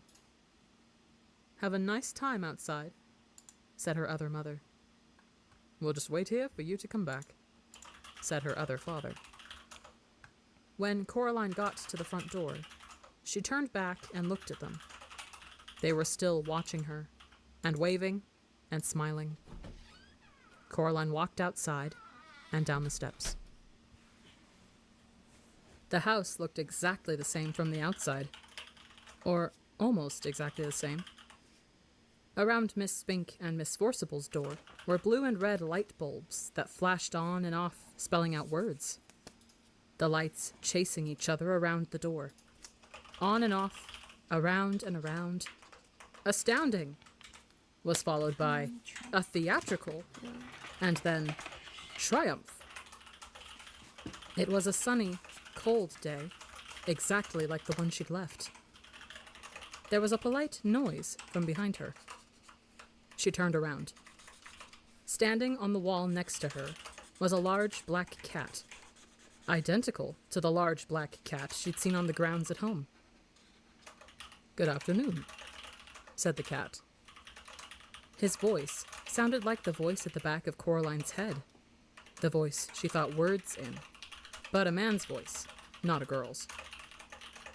"Hello," said Coraline. "I saw a cat like you in the garden at home. You must be the other cat." The cat shook his head. The other. "No," it said. "I'm not the other anything. I'm me." It tipped its head to one side. Green eyes glinted. "You people are spread all over the place.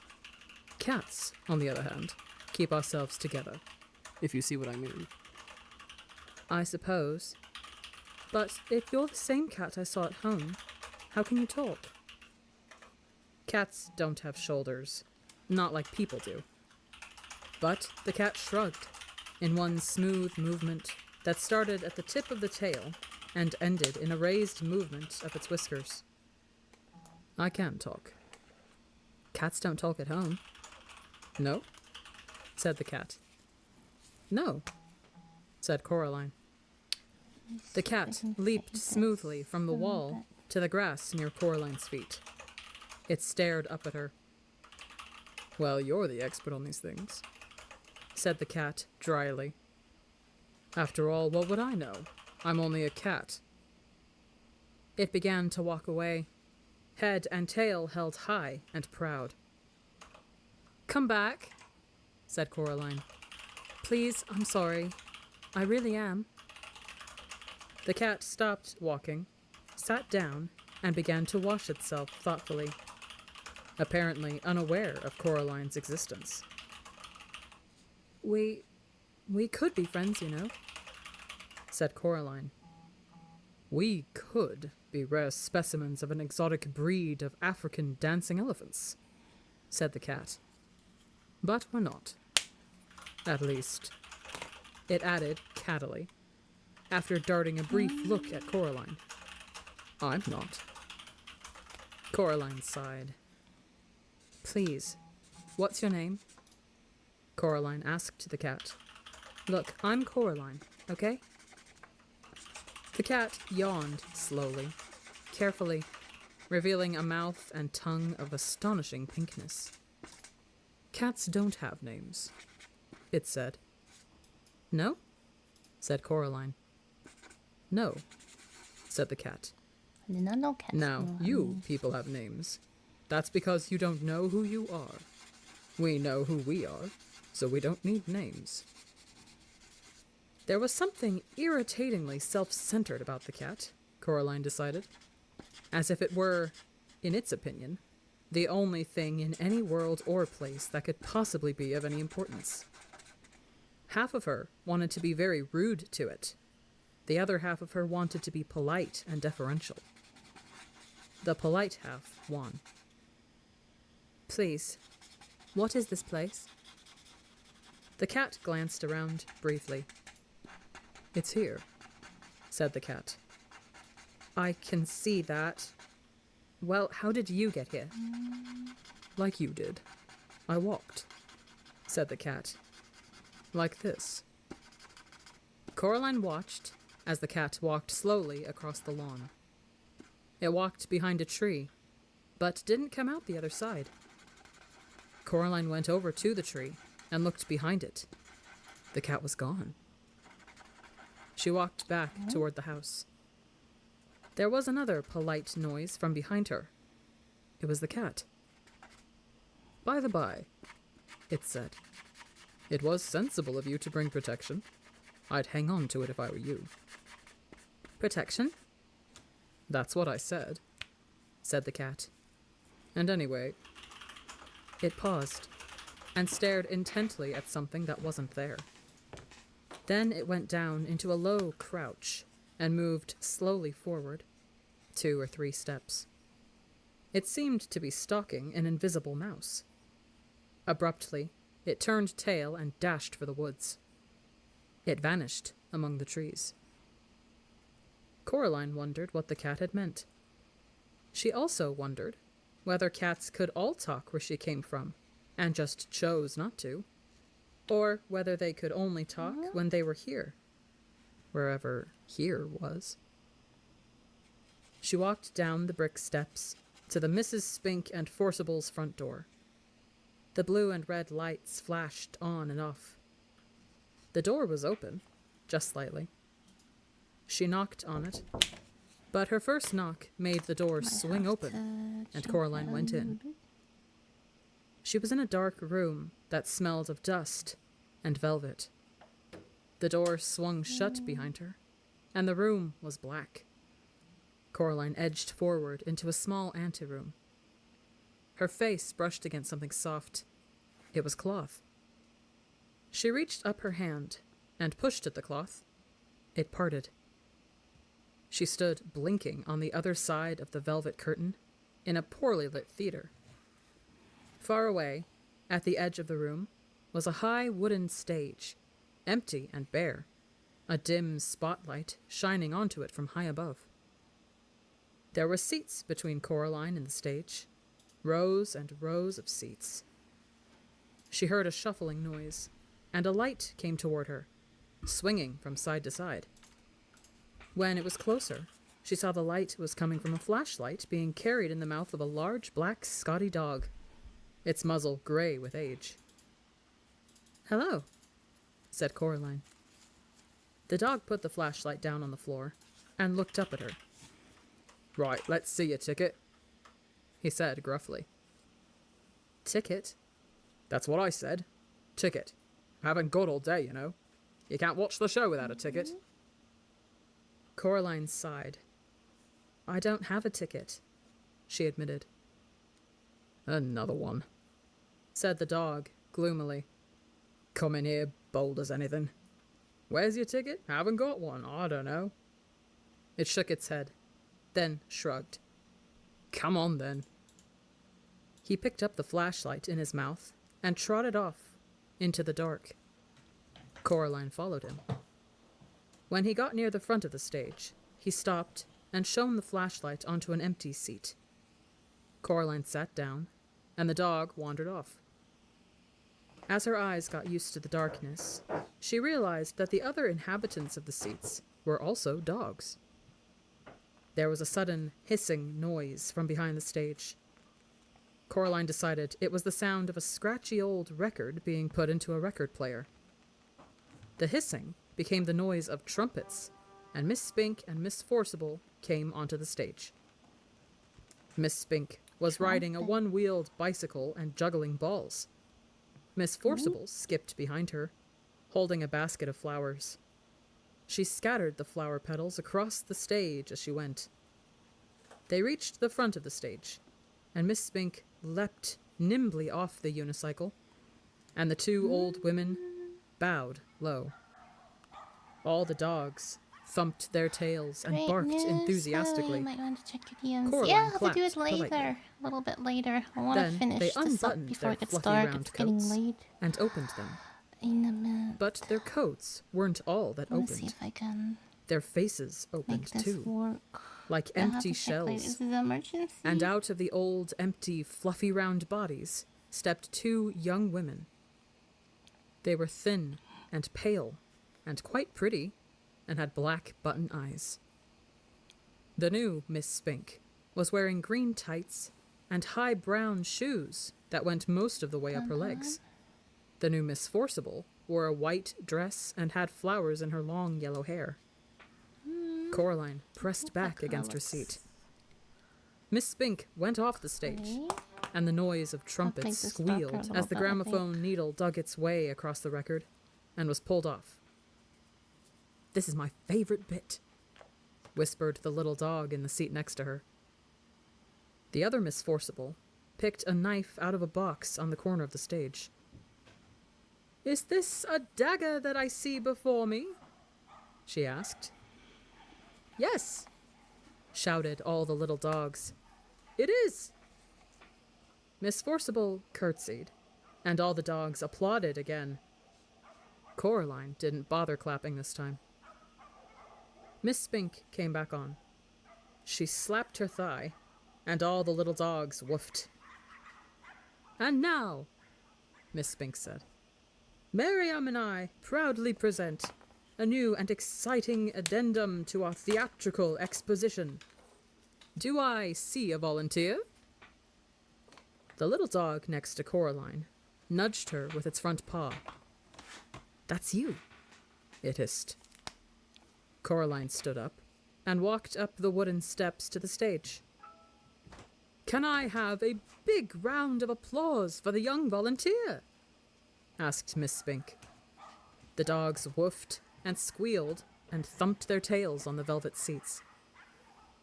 Now, Coraline, said Miss Spink, what's your name? Coraline, said Coraline. And we don't know each other, do we? Coraline looked at the thin young woman with black button eyes and shook her head slowly. Now, said the other Miss Spink, stand over here. She led Coraline over to a board by the side of the stage and put a balloon on top of Coraline's head. Miss Spink walked over to Miss Forcible. She blindfolded Miss Forcible's button eyes with a black scarf and put the knife into her hands. Then she turned her round 3 or 4 times and pointed her at Coraline. Coraline held her breath and squeezed her fingers into 2 tight fists. Miss Forcible threw the knife at the balloon. It popped loudly, and the knife stuck into the board just above Coraline's head and twanged there. Coraline breathed out. The dogs went wild. Miss Spink gave Coraline a very small box of chocolates and thanked her for being such a good sport. Coraline went back to her seat. You were very good, said the little dog. Thank you, said Coraline. Miss Forcible and Miss Spink began juggling with huge wooden clubs. Coraline opened the box of chocolates. The dog looked at them longingly. Would you like one? She asked the little dog. Yes, please, whispered the dog. Only not toffee ones. They make me drool. I thought chocolates weren't very good for dogs, she said, remembering something Miss Forcible had once told her. Maybe where you come from, whispered the little dog. Guys, I'm gonna be RP, Here, okay? it's all we eat. Coraline couldn't see what the chocolates were in the dark. She took an experimental bite of one, which turned out to be coconut. Coraline didn't like coconut. She gave it to the dog. Thank you, said the dog. You're welcome, said Coraline. Miss Forcible and Miss Spink were doing some acting. Miss Forcible was sitting on a stepladder, and Miss Spink was standing at the bottom. You guys can What's get in a something name? to nom on and Said drink Miss as well. Forcible. So That which we call a rose by any other name would... I shall be Orby.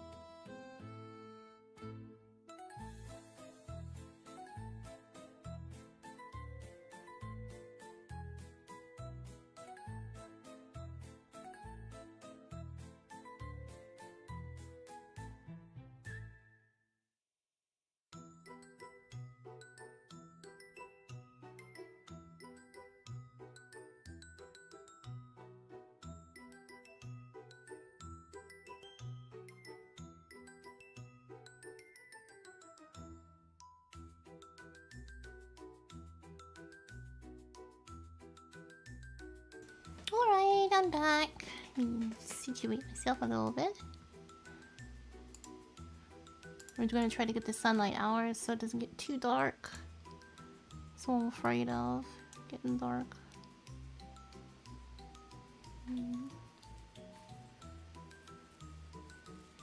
Might need to turn the light on already. It's actually getting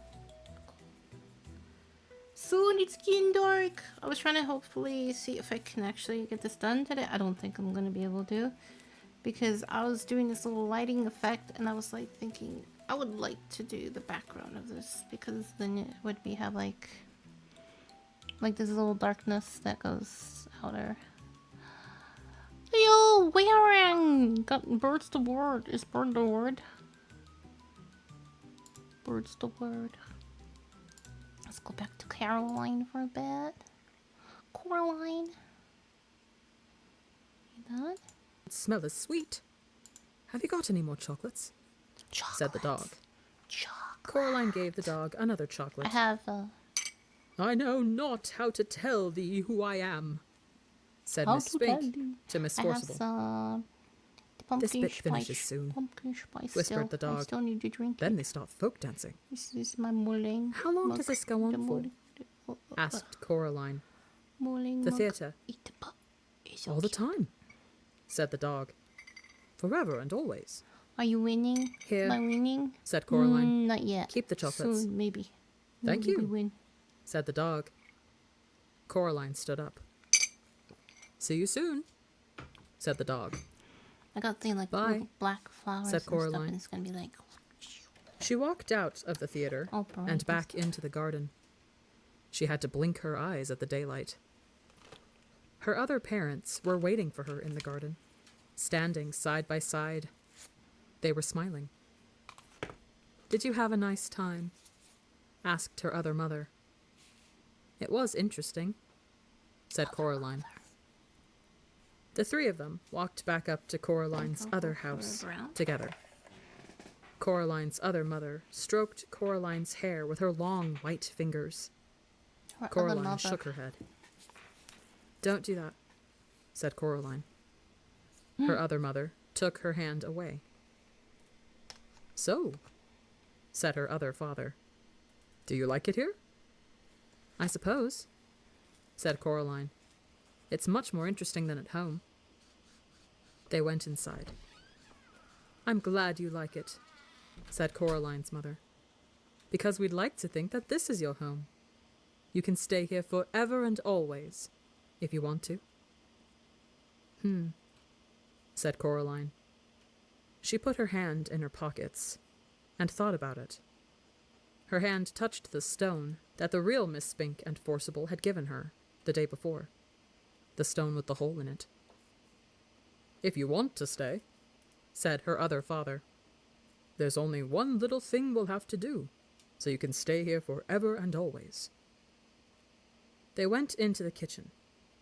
On a china plate on the kitchen table was a spool of black cotton and a long silver needle, and, beside them, 2 large black buttons. I don't think so, Oh no. said Coraline. Oh, but we want you to, said her other mother. We want you to stay, and it's just a little thing. It won't hurt, said her other father.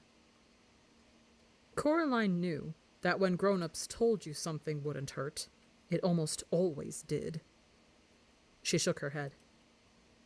Her other mother smiled brightly, and the hair on her head drifted like plants under the sea.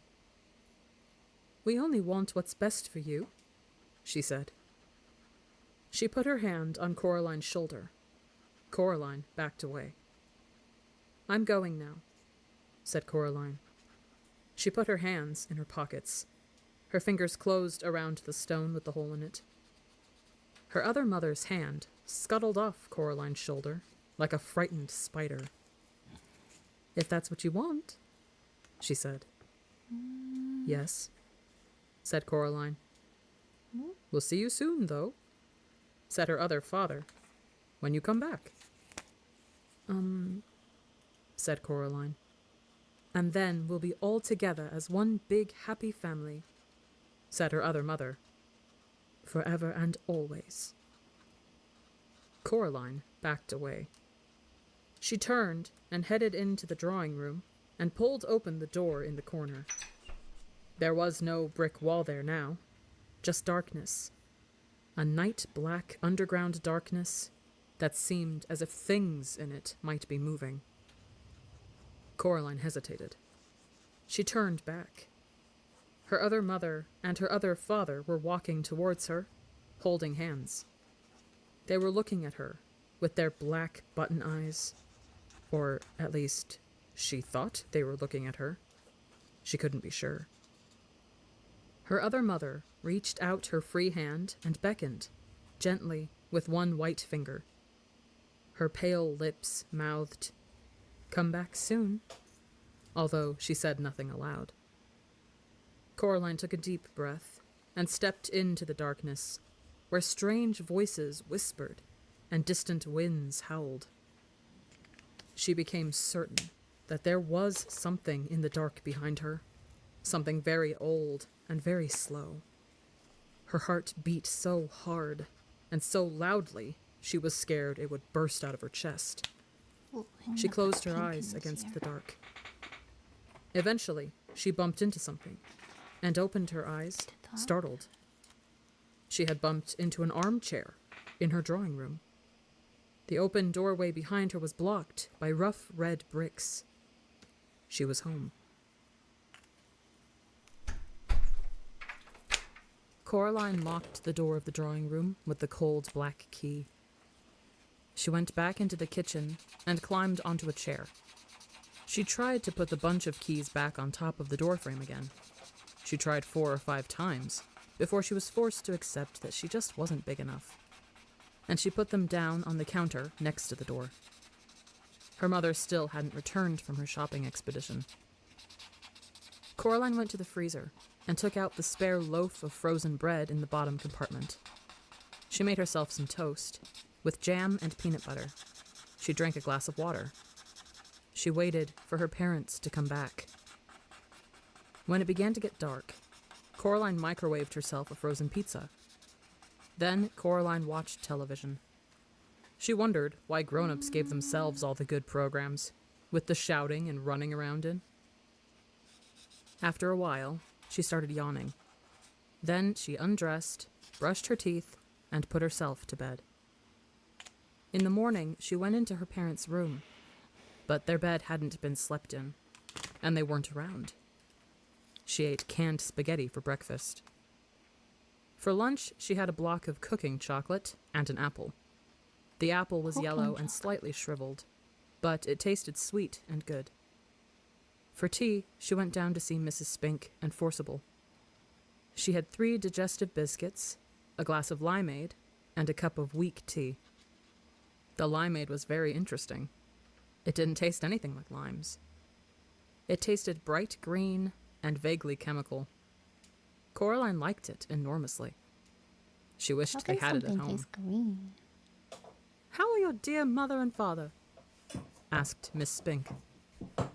"Missing," said Coraline. "I haven't seen either of them since yesterday. I'm on my own. I think I've probably become a single-child family." "Tell your mother that we found the Glasgow Empire Press clippings we were telling her about. She seemed very interested when Miriam mentioned them to her."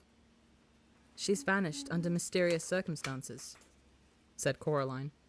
"And I believe my father has as well." "I'm afraid we'll be out all day tomorrow, Caroline, lovey," said Miss Forcible. Oh, I got "We'll be marker staying on over my with April's niece in crossbook. Royal Tunbridge Wells." They showed Coraline a photograph album with photographs of Miss Spink's niece in it. And then Coraline went home. She opened her money box and walked down to the supermarket. She bought 2 large bottles of limeade, a chocolate cake, and a new bag of apples, and went back home and ate them for dinner. She cleaned her teeth and went into her father's office. She woke up his computer and wrote a story. Coraline's story. There was a girl, her name was Apple. She used to dance a lot. She danced and danced until her feet turned into sausages. The end. She printed out the Sausage story fate. and turned off the computer. Then she drew a picture of the little girl dancing underneath the words on the paper. She ran herself a bath with too much bubble bath in it, and the bubbles ran over the side and went all over the floor. She dried herself, and the floor as best she could, and went to bed. Coraline woke up in the night. She went into her parents' bedroom, but the bed was made and empty. The glowing green numbers on the digital clock glowed 3:12 a.m. All alone, in the middle of the night, Coraline began to cry. There was no other sound in the empty flat. She climbed into her parents' bed, and, after a while, she went to sleep. Gotta line all the Coraline was flowers woken by and stuff. cold paws batting her face. She opened her eyes. Big green eyes stared back at her. It was the cat. "Hello," said Coraline. "How did you get in?" The cat didn't say anything. Coraline got out of bed. She was wearing a long t-shirt and pajama bottoms. "Have you come to tell me something?" The cat yawned, which made his eyes flash green. "Do you know where Mommy and Daddy are?" The cat blinked at her, slowly. "Is that a yes?" The cat blinked again. Coraline decided that that was indeed a yes. "Will you take me to them?" The cat stared at her. Then it walked out into the hall. She followed it. It walked the length of the corridor and Heading to stopped down at bed. the very end. Night, night, Rococo. where a Have a nice full-length rest of this mirror week. Thank hung. you so much, Gran. The Have a mirror lovely had been, night. Happy a long Halloween time to before, you. I hope the you have inside a of a good wardrobe door. Halloween when you wake up. It had been hanging there on the wall when they moved in, and, although Coraline's mother had spoken occasionally of replacing it with something newer, she never had. Coraline turned on the light in the hall. The mirror showed the corridor behind her. That was only to be expected. But reflected in the mirror were her parents. They stood awkwardly in the reflection of the hall. They seemed sad and alone. As Coraline watched, they waved to her slowly with limp hands. Coraline's father had his arm around her mother. In the mirror, Coraline's mother and father stared at her. Her father opened his mouth and said something, but she could hear nothing at all. Her mother breathed on the inside of the mirror glass, and quickly, before the fog faded, she wrote, "Help us," with the tip of her forefinger. The fog on the inside of the mirror faded, Spooky. and so did her parents, and now the mirror reflected only the corridor, and Coraline, and the cat. "Where are they?" Coraline asked the cat. The cat made no reply, but Coraline could imagine its voice, dry as a dead fly on a windowsill in winter, saying, "Well, where do you think they are?" "They aren't going to come back, are they?" said Coraline. "Not under their own steam." The cat blinked at her. Coraline took it as a yes. "Right," said Coraline. "Then I suppose there is only one thing left to do." She walked into her father's study. She sat down at his desk. Then she picked up the telephone, and she opened the phone book and telephoned the local police station. "Police," said a gruff male voice. "Hello," she said. "My name is Coraline Jones." "You're up a bit after your bedtime, aren't you, young lady?" said the policeman. "Possibly," said Coraline, who was not going to be diverted. "But I am ringing to report a crime." "And what sort of crime would that be?" "Kidnapping. Grown-up napping, really. My parents have been stolen away into a world on the other side of the mirror in a hole." "And do you know who stole them?" asked the police officer. Coraline could hear the smile in his voice, and she tried extra hard to sound like an adult might sound, to make him take her seriously. "I think my other mother has them both in her clutches." She may want to keep them and sew their eyes with black buttons, or she may simply have them in order to lure me back into reach of her fingers. I'm not sure. Ah, the nefarious clutches of her fiendish fingers, is it? He said. You know what I suggest, Miss Jones? No, said Coraline. What? You ask your mother to make you a big old mug of hot chocolate, and then you give her a great big old hug. There's nothing like hot chocolate and a hug for making the nightmares go away. And if she starts to tell you off for waking her up at this time of night, why don't you tell her that's what the policeman said? He had a deep, reassuring voice. Coraline was not reassured. When I see her, said Coraline, I shall tell her that. And she put down the telephone. The black cat, who had sat on the floor, grooming his fur through the entire conversation, now stood up and led the way into the hall. Coraline went back into her bedroom and put on her blue dressing gown and her slippers. She looked under the sink for a flashlight and found one, but the batteries had long since run down, and it barely glowed with the faintest straw-colored light. She put it down again and found a box of, in case of emergency, white wax candles, and thrust one into a candlestick. She put an apple into each pocket. She picked up the ring of keys and took the old black key off the ring. She walked into the drawing room and looked at the door. She had the feeling that the door was looking at her, which she knew was silly, and knew on a deeper level was somehow true. She went back into her bedroom and rummaged in the pocket of her jeans. She found the stone with the hole in it and put it into her dressing gown pocket. She lit the candle wick with a match and watched it sputter and light. Then she picked up the black key.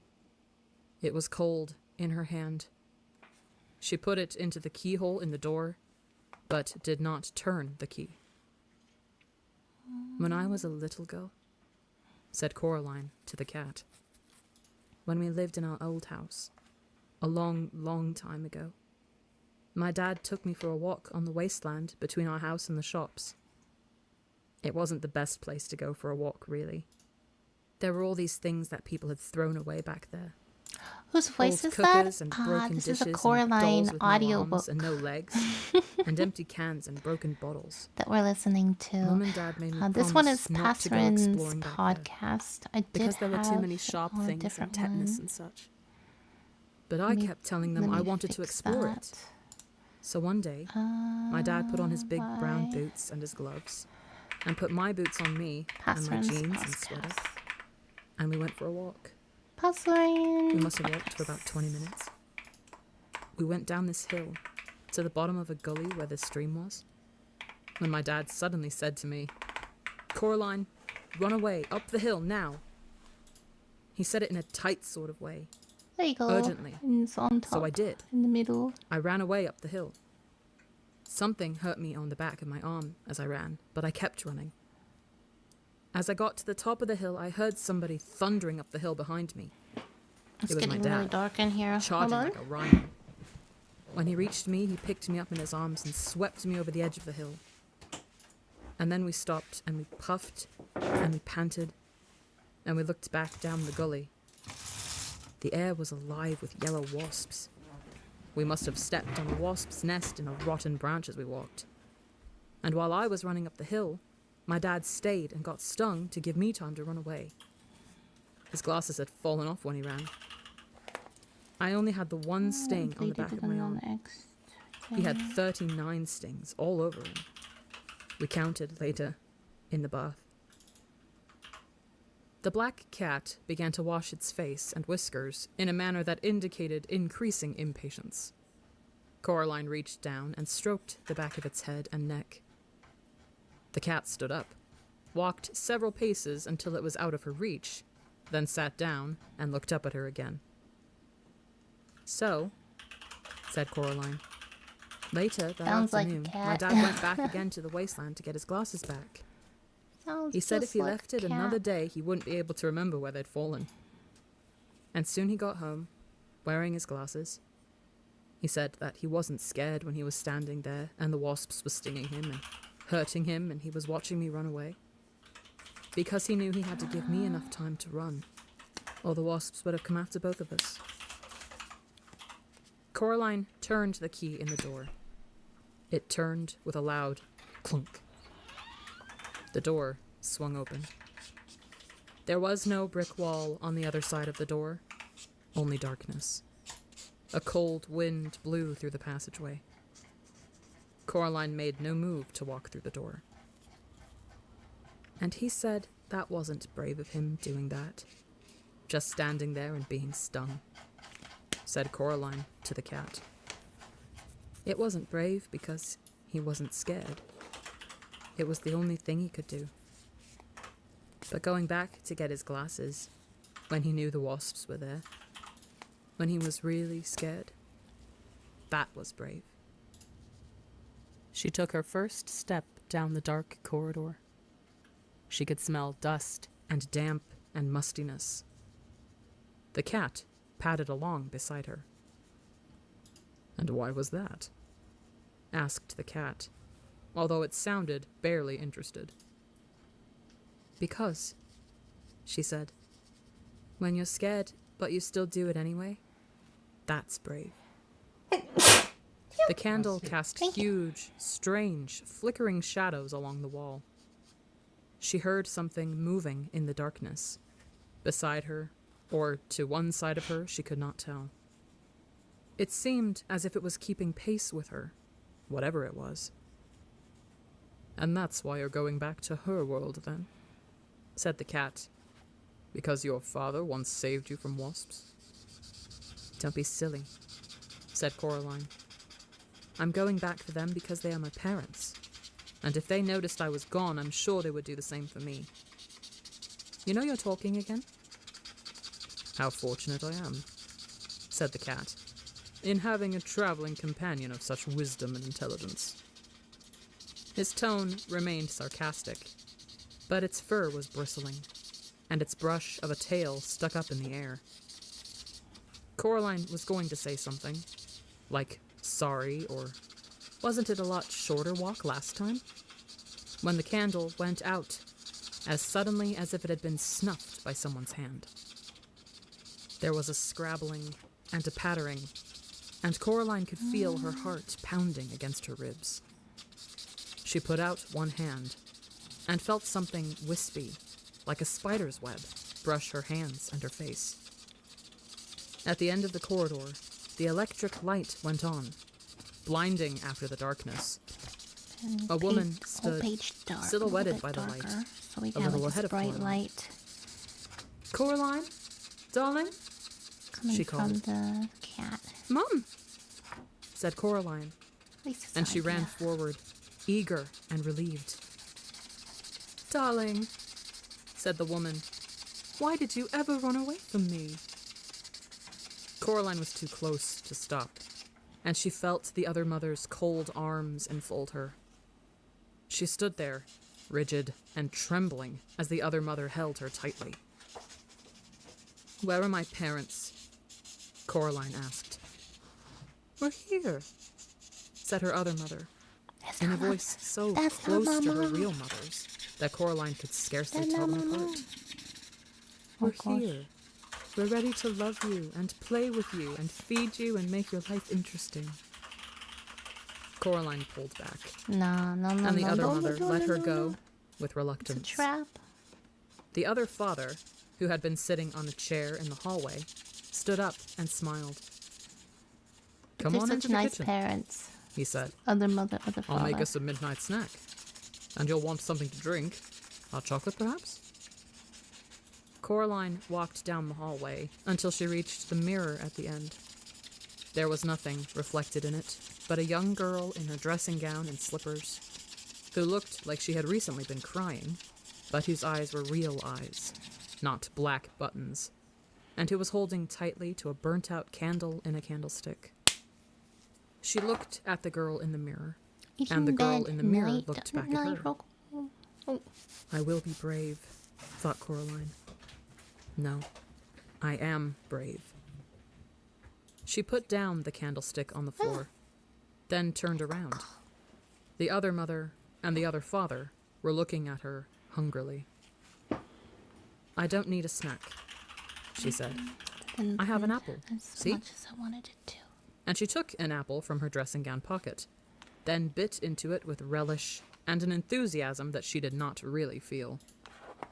The other father looked disappointed. The other mother smiled, showing a full set of teeth, and each of the teeth was a tiny bit too long. The lights in the hallway made her black button eyes glitter and gleam. You don't frighten me, said Coraline, although they did frighten her very much. I want my parents back. The world seemed to shimmer a little at the edges. Whatever would I have done with your old parents? If they have left you, Coraline, it might be because they became bored with you, or tired. Now, I will never become bored with you, and I will never abandon you. You will always be safe here with me. The other mother's wet-looking black hair drifted around her head, like the tentacles of a creature in the deep ocean. They weren't bored of me, said Coraline. You're lying. You stole them. Silly, silly Coraline. They are fine wherever they are. Coraline simply glared at the other mother. I'll prove it, said the other mother, and brushed the surface of the mirror with her long white finger. It Did I jump scare you? Oh. Yeah, I bet I did. And breathed on it. And then No! it cleared. Sapphire! In the mirror, it was daytime already. Happy Coraline was Halloween, looking at the Sapphire! Oh hallway, my gosh. all the way down to her front door. Hi, Charlie. The door opened from the outside, and Coraline's mother and It's father a Charlie walked heart inside. attack. They carried suitcases.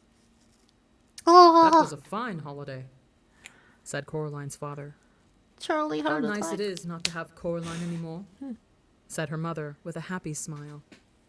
Now we can do all the things that we always wanted to do, like go abroad, but were prevented from doing by having a little daughter. And, said her father, I take great comfort in knowing that her other mother will take better care of her than we ever could. The mirror fogged and faded and reflected the night once more. See? Said her other mother. No, said Coraline. I don't see. And I don't believe it either. She hoped that what she had just seen was not real. But she was not as certain as she sounded. There was a tiny doubt inside her, like a maggot in an apple core. Then she looked up and saw the expression on her other mother's face.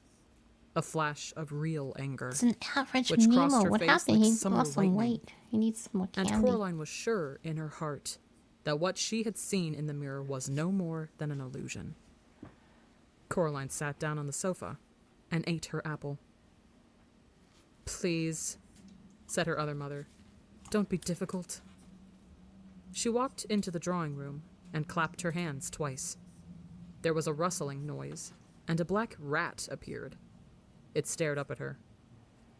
Bring me the key, she said. The rat chittered.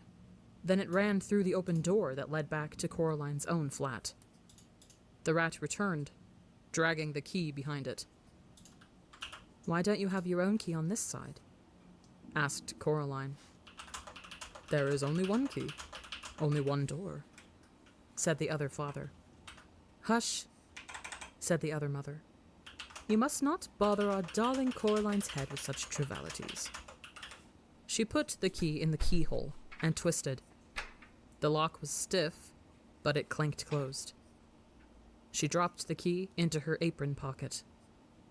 Outside, the sky had begun to lighten to a luminous gray. If we aren't going to have a midnight snack, said the other mother, we will still need our beauty sleep. I am going back to bed, Coraline. I would strongly needs more suggest that belief. you do the same. She placed her long, white fingers in the shoulders of the other father, and she walked him out of the room. Coraline walked over to the door at the far corner of the drawing room. She tugged on it, but it was tightly locked. The door of her other parents' bedroom was now closed. She was indeed tired, but she did not want to sleep in the bedroom. She did not want to sleep under the same roof as her other mother. The front door was not locked. Coraline walked out into the dawn and down the stone stairs. She sat down on the bottom step. It was cold. Something furry pushed itself against her side in one smooth, insinuating motion. Coraline jumped, then breathed a sigh of relief when she saw what it was. "Oh, it's you," she said to the black cat. "See?" said the cat. "It wasn't so hard recognizing me, was it? Even without names." "Well, what if I wanted to call you?" The cat wrinkled its nose and managed to look unimpressed. "Calling cats," it confided, "tends to be a rather overrated activity. Might as well call a whirlwind." "What if it was dinner time?" asked Coraline. "Wouldn't you want to be called then?"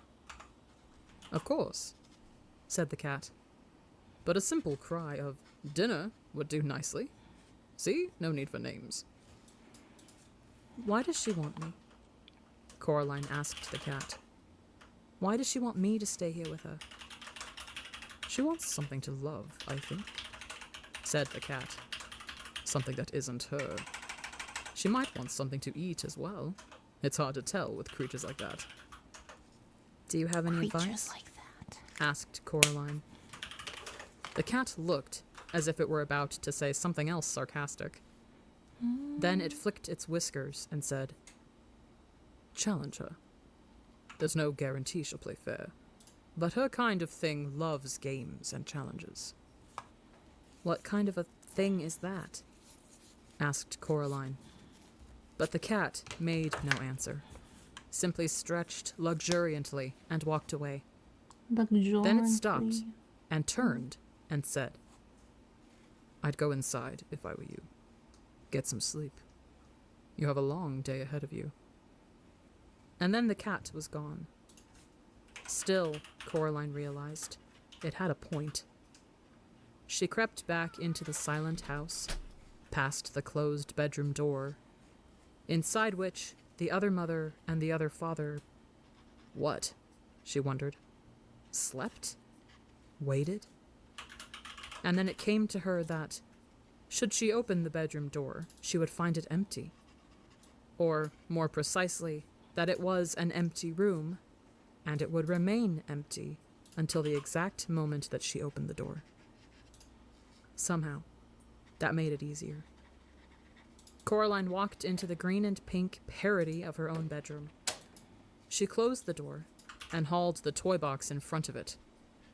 It would not keep anyone out, but the noise somebody would make trying to dislodge it would wake her, she hoped. The toys in the toy box were still mostly asleep, and they stirred and muttered as she moved their box, and then they went back to sleep. Coraline checked under her bed, looking for rats, but there was nothing there. She took off her dressing gown and slippers, and climbed into bed, and fell asleep with barely enough time to reflect, as she did so, on what the cat could have meant by a challenge. Coraline was woken by the mid-morning sun full on her face. For a moment, she felt utterly dislocated. She did not know where she was. She was not entirely sure who she was. It is astonishing just how much of what we are can be tied to the beds we wake up in the morning. And it is astonishing how fragile that can be. Sometimes, Coraline would forget who she was while she was daydreaming that she was exploring the Arctic, or the Amazon rainforest, or darkest Africa. And it was not until someone tapped her on the shoulder, or said her name, that Coraline would come back from 1,000,000 miles away with a start, and all in a fraction of a second have to remember who she was, and what her name was, and that she was even there at all. Now there was sun on her face, and she was Coraline Jones. Yes. And then the green and pinkness of the room she was in. and the rustling of a large painted paper butterfly as it fluttered and beat its way about the ceiling told her where she had woken up. She climbed out of the bed. She could not wear her pajamas, dressing gown, and slippers during the day, she decided, even if it meant wearing the other Coraline's clothes. Was there another Coraline? No, she realized there wasn't. There was just her. There were no regular clothes in the cupboard, though. They were more like dressing up clothes, or, she thought, the kind of clothes she would love to have hanging in her own wardrobe at home. There was a raggedy witch costume, a patched scarecrow costume, a future warrior costume with little digital lights in it that glittered and blinked, a slinky evening dress all covered in feathers and mirrors. Finally, in a drawer, she found a pair of black jeans that seemed to be made of velvet night, and a gray sweater the color of thick smoke, with faint and tiny stars in the fabric which twinkled. She pulled on the jeans and the sweater. Then she put on a pair of bright orange boots she found at the bottom of the cupboard. She took her last apple out of the pocket of her dressing gown, and then took, from the same pocket, the stone with the hole in it. She put the stone into the pocket of her jeans, and it was as if her head had cleared a little, as if she had come out of some sort of a fog. She went into the kitchen, but it was deserted.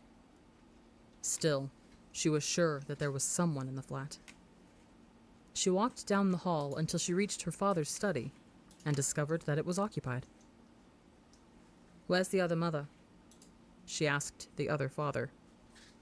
He was sitting in the study, at a desk which looked just like her father's, but he was not doing anything at all.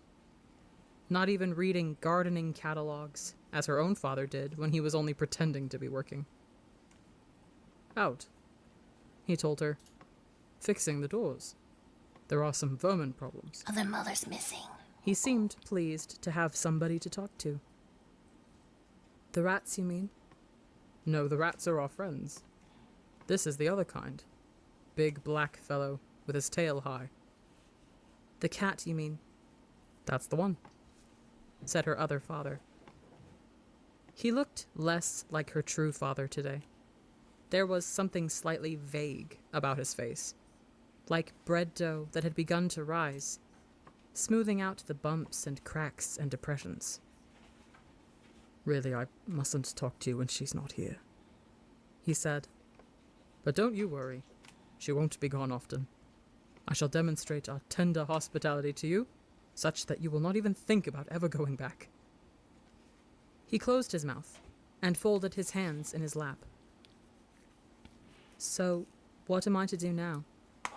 asked Coraline. The other father pointed to his lips. Silence. "If you won't even talk to me," said Coraline, "I am going exploring." "No point," said the other father. "There isn't anywhere but here. This is all she made. The house, the grounds, and the people in the house. She made it, and she waited." Then he looked embarrassed, and he put one finger to his lips again, as if he had just said too much. Coraline walked out of his study. She went into the drawing room, over to the old door, and she pulled it, rattled and shook it. No, it was locked fast, and the other mother had the key. She looked around the room. It was so similar. That was what made it feel so truly strange. Everything was exactly the same as she remembered. There was all her grandmother's strange-smelling furniture. There was the painting of the bowl of fruit, a bunch of grapes, 2 plums, a peach, and an apple, hanging on the wall. There was the low wooden table with the lion's feet, and the empty fireplace which seemed to suck heat from the room. But there was something else, something she did not remember seeing before. A ball of glass up on the mantelpiece. She went over to the fireplace, went up on tiptoes, and lifted it down. It was a snow globe, with 2 little people in it. Coraline shook it and set the snow flying. white snow that glittered as it tumbled through the water. Then she put the snow globe back on the mantelpiece and carried on looking for her true parents and for a way out. She went out of the flat, past the flashing lights door, behind which the other Mrs. Spink and Forcible performed their show forever. And she set off into the woods. Where Coraline came from, once you were through the patch of trees, you saw nothing but the meadow and the old tennis court. In this place, the woods went on farther, the trees becoming cruder and less tree-like the farther you went. Pretty soon, they seemed very approximate, like the idea of trees. A grayish-brown trunk below, a greenish splodge of something that might have been leaves above. Coraline wondered if the other mother wasn't interested in trees, or if she just hadn't bothered with this bit properly, because nobody was expected to come out this far. She kept walking, and then the mist began. It was not damp, like a normal fog or mist. It was not cold, and it was not warm. It felt, to Coraline, like she was walking into nothing. I'm an explorer, thought Coraline to herself, and I need all the ways out of here that I can get, so I shall keep walking. The world she was walking through was a pale nothingness, like a blank sheet of paper or an enormous empty white room. It had no temperature, no smell, no texture, and no taste. It certainly isn't mist, thought Coraline, although she did not know what it was. For a moment she wondered if she might not have gone blind. But no, she could see herself, plain as day. But there was no ground beneath her feet, just a misty, milky whiteness. "And what do you think you're doing?" said a shape to one side of her. It took a few moments for her eyes to focus on it properly. She thought it might be some kind of lion at first, some distance away from her. And then she thought it might be a mouse close beside her. And then she knew what it was. "I'm exploring," Coraline told the cat. Its fur stood straight out from its body, and its eyes were wide, while its tail was down and between its legs. It did not look like a happy cat. Not a happy cat. "Bad place," said the cat. "If you want to call it a place, which I don't. What are you doing here?" "I'm exploring." "Nothing to find here," said the cat. "This is just the outside, the part of the place she hasn't bothered to create." "She?" "The one who says she's your other mother," said the cat. "What is she?" asked Coraline. The cat did not answer, just padded through the pale mist beside Coraline. A shape began to appear in front of them, something high and towering and dark. "You were wrong," she told the cat. "There is something there." And then it took shape in the mist, a dark house, which loomed at them out of the formless whiteness. "But that," said Coraline. "The house you just left," agreed the cat. "Precisely." "Maybe I just got turned around in the mist," said Coraline. The cat curled the high tip of its tail into a question mark and tipped its head to one side.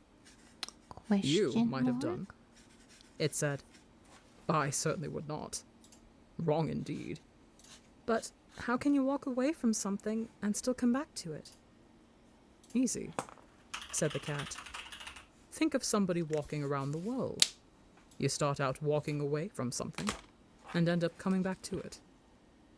"Small world," said Coraline. "It's big enough for her," said the cat. "Spiders' webs only have to be large enough to catch flies." Coraline shivered. "He said that she's fixing all the gates and the doors," she told the cat, "to keep you out." "She may try," said the cat, unimpressed. "Oh yes, she may try." They were standing under a clump of trees now, beside the house. These trees looked much more likely.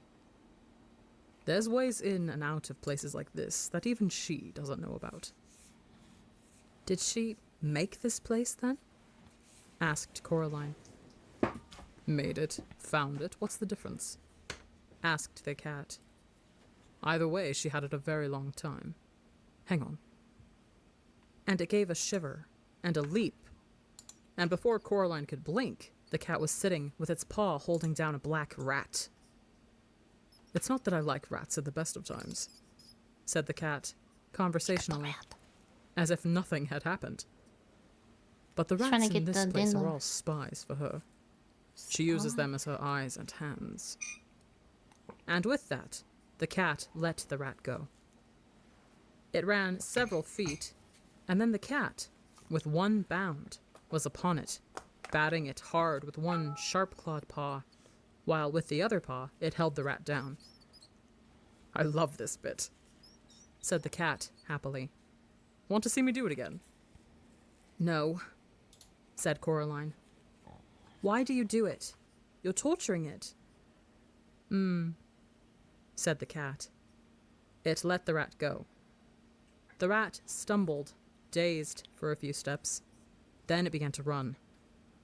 With a blow of its paw, the cat knocked the rat into the air and caught it in its mouth. Stop it, said Coraline. The cat dropped the rat between its two front paws. There are those, it said with a sigh, in tones as smooth as oiled silk, who have suggested that the tendency of a cat to play with its prey is a merciful one. After all, it permits the occasional funny little running snack to escape from time to time. How often does your dinner get to escape? And then it picked the rat up in its mouth and carried it off into the woods behind a tree. Coraline walked back into the house. All was quiet and empty and deserted. Even her footsteps on the carpeted floor seemed loud. Dust motes hung in a beam of sunlight. At the far end of the hall was the mirror. She could see herself walking towards the mirror, looking, reflected, a little braver than she actually felt. There was nothing else there in the mirror, just her in the corridor. A hand touched her shoulder, and she looked up. The other mother stared down at Coraline with big black button eyes. Coraline, my darling, she said. I thought we could play some games together this morning, now you're back from your walk. Hopscotch? Happy families? Monopoly? You weren't in the mirror, said Coraline. The other mother smiled. Mirrors, she said, are never to be trusted. Now what game shall we play? Coraline shook her head. I don't want to play with you, she said. I want to go home and be with my real parents. I want you to let them go, to let us all go. The other mother shook her head, very slowly. Sharper than a serpent's tooth, she said, is a daughter's ingratitude. Still, the proudest spirit can be broken with love. And her long white fingers waggled and caressed the air. I have no plans to love you, said Coraline. No matter what. You can't make me love you. Let's talk about it, said the other mother, and she turned and walked into the lounge. Coraline followed her. The other mother sat down on the big sofa. She picked up a shopping bag from beside the sofa and took out a white, rustling paper bag from inside it. She extended the hand with it to Coraline. Would you like one? She asked politely. Expecting it to be a toffee or a butterscotch ball, Coraline looked down. The bag was half filled with large, shiny black beetles, crawling over each other in their efforts to get out of the bag. Ew. No, said Coraline. I don't want one. Suit yourself, No, thank said you. her other mother. She carefully picked out a particularly large and black beetle, pulled off its legs, which she dropped neatly into a big glass ashtray on the small table beside the sofa, and popped the beetle into her mouth. She crunched it happily. Yum, she said, and took another. You're sick, said Coraline. Sick and evil and weird. Is that any way to talk to your mother? Her other mother asked, with her mouth full of black beetles. You aren't my mother, said Coraline. Her other mother ignored Not this. the mom. Not the mom. Now, I think you are a little overexcited, Coraline. Perhaps this afternoon we can do a little embroidery together, or some watercolor painting. Ooh, Then dinner, fun. and then, if you have been good, we may play with the rats a little before bed. And I shall read you a story and tuck you in, and kiss you good night. Her long white fingers fluttered gently, like a tired butterfly, and Coraline shivered. No, said Coraline. The other mother sat on the sofa. Her mouth was set in a line. Her lips were pursed. She popped another black beetle into her mouth, and then another, like someone with a bag of chocolate-covered raisins. Her big black button eyes stared into Coraline's hazel eyes. Her shiny black hair twined and twisted about her neck and shoulders, as if it were blowing in some wind that Coraline could not touch or feel. They stared at each other for over a minute. Then the other mother said, Manners! She folded the white paper bag carefully so no black beetles could escape. Then she placed it back in the shopping bag. Then she stood up, and up and up. She seemed taller than Coraline remembered. She reached into her apron pocket and pulled out, first, the black door key, which she frowned at and tossed into her shopping bag, then a tiny silver-colored key. She held it up triumphantly. There we are, she said. This is for you, Coraline, for your own good, because I love you, to teach you manners. Manners maketh man, after all. She pulled Coraline back into the hallway and advanced upon the mirror at the end of the hall. Then she pushed the tiny key into the fabric of the mirror, and she twisted it. It opened like a door, revealing a dark space behind it. You may come out when you've learned some manners, said the other mother, and when you're ready to be a loving daughter. She picked Coraline up and pushed her into the dim space behind the mirror. A fragment of beetle was sticking to her lower lip, and there was no expression at all in her black button eyes. Then she swung the mirror door closed and left Coraline in the darkness. Somewhere inside her, Coraline could feel a huge sob welling up, and then she stopped it before it came out. She took a deep breath and let it go. She put out her hands to touch the space in which she was imprisoned. It was the size of a broom closet, tall enough to stand in or to sit in, not wide or deep enough to lie down in. One wall was glass, and it felt cold to the touch.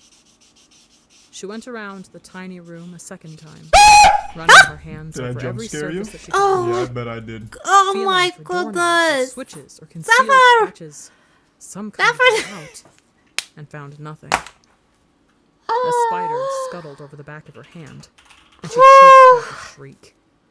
But apart from You're the really spider, getting me on she the was alone in the Charlies. closet, in the pitch dark. You didn't mess up. Good And job. then Thank her you. hand touched something that felt for all Thank the you, Zephyr. world like somebody's cheek and lips, small and cold.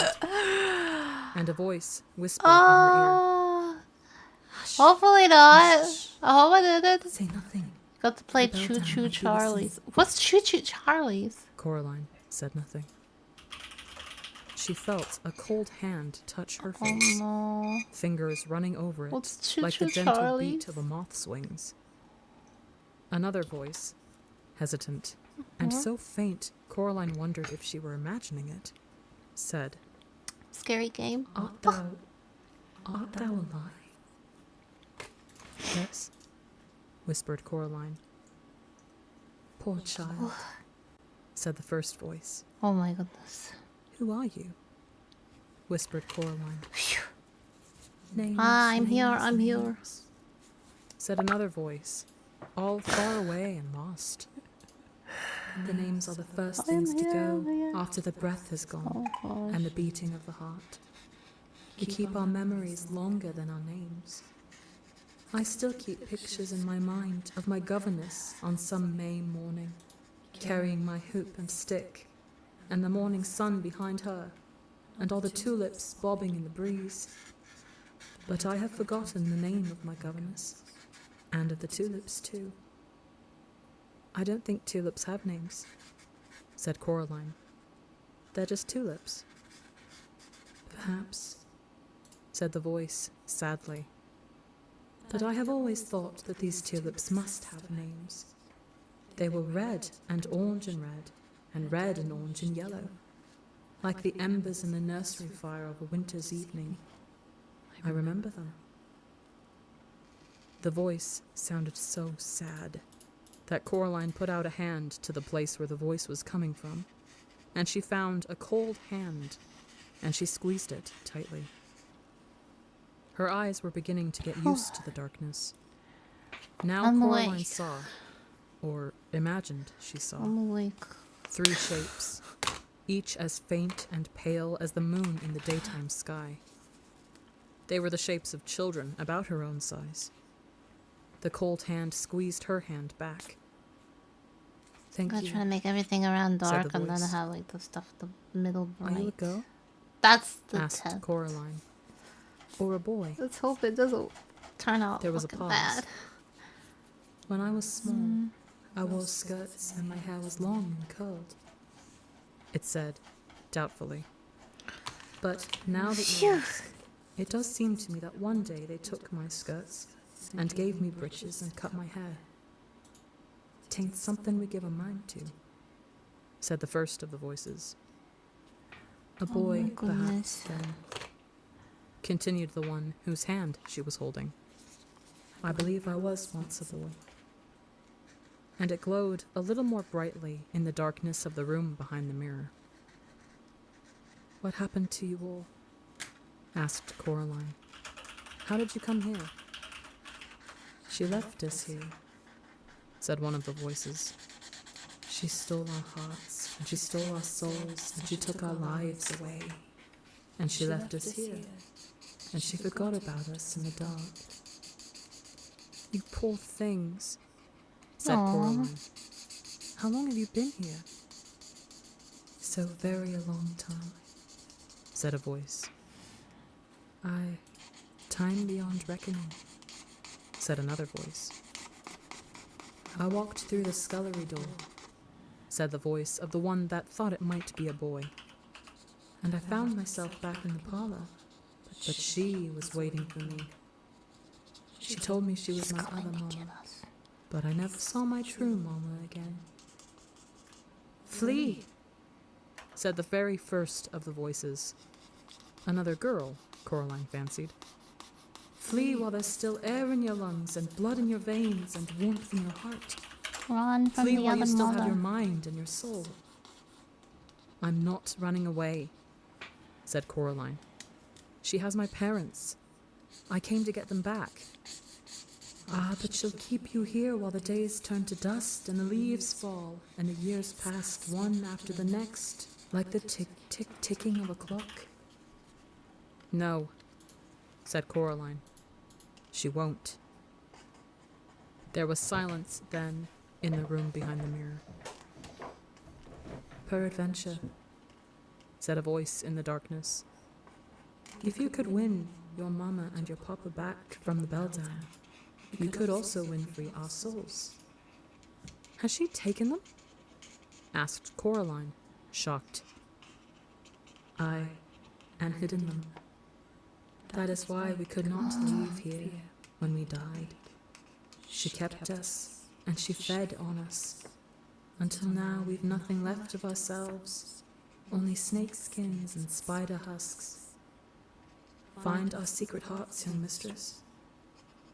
And what will happen to you if I do? Asked Coraline. The voices said nothing. And what is she going to do to me? She said. The pale figures pulsed faintly.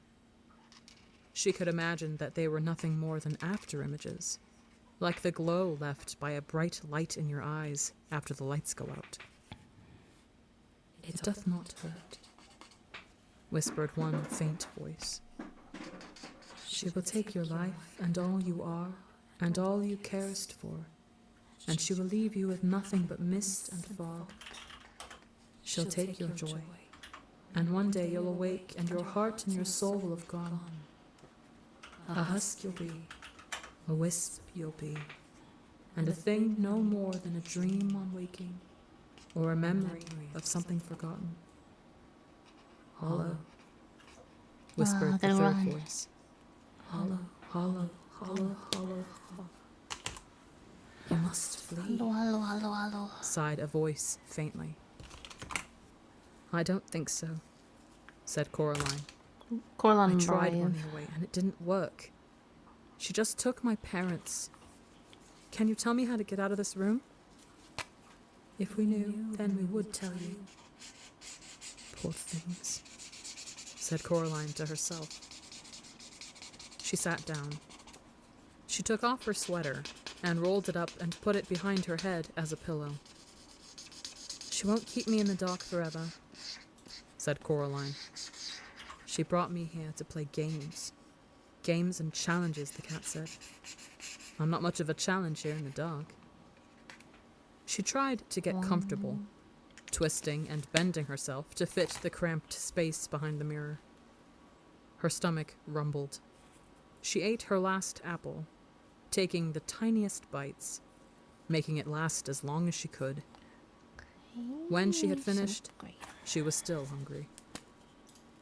Then an idea struck her, and she whispered, "When she comes to let me out, why don't you three come with me?" We wish that we could, they sighed to her in their barely there voices. But she has our hearts in her keeping. Now we belong to the dark and to the empty places. The light will shrivel us and burn. Oh, said Coraline. She closed her eyes, which made the darkness darker, and she rested her head on the rolled-up sweater, and she went to sleep. And as she fell asleep, she thought she felt a ghost kiss her cheek, tenderly, A rescue and a mom and small dad. voice whisper into her ear. A voice so faint it was barely there at all. A gentle, wispy nothing of a voice, so hushed that Coraline could almost believe she was imagining it. Look through the stone, it said to her. And then she slept.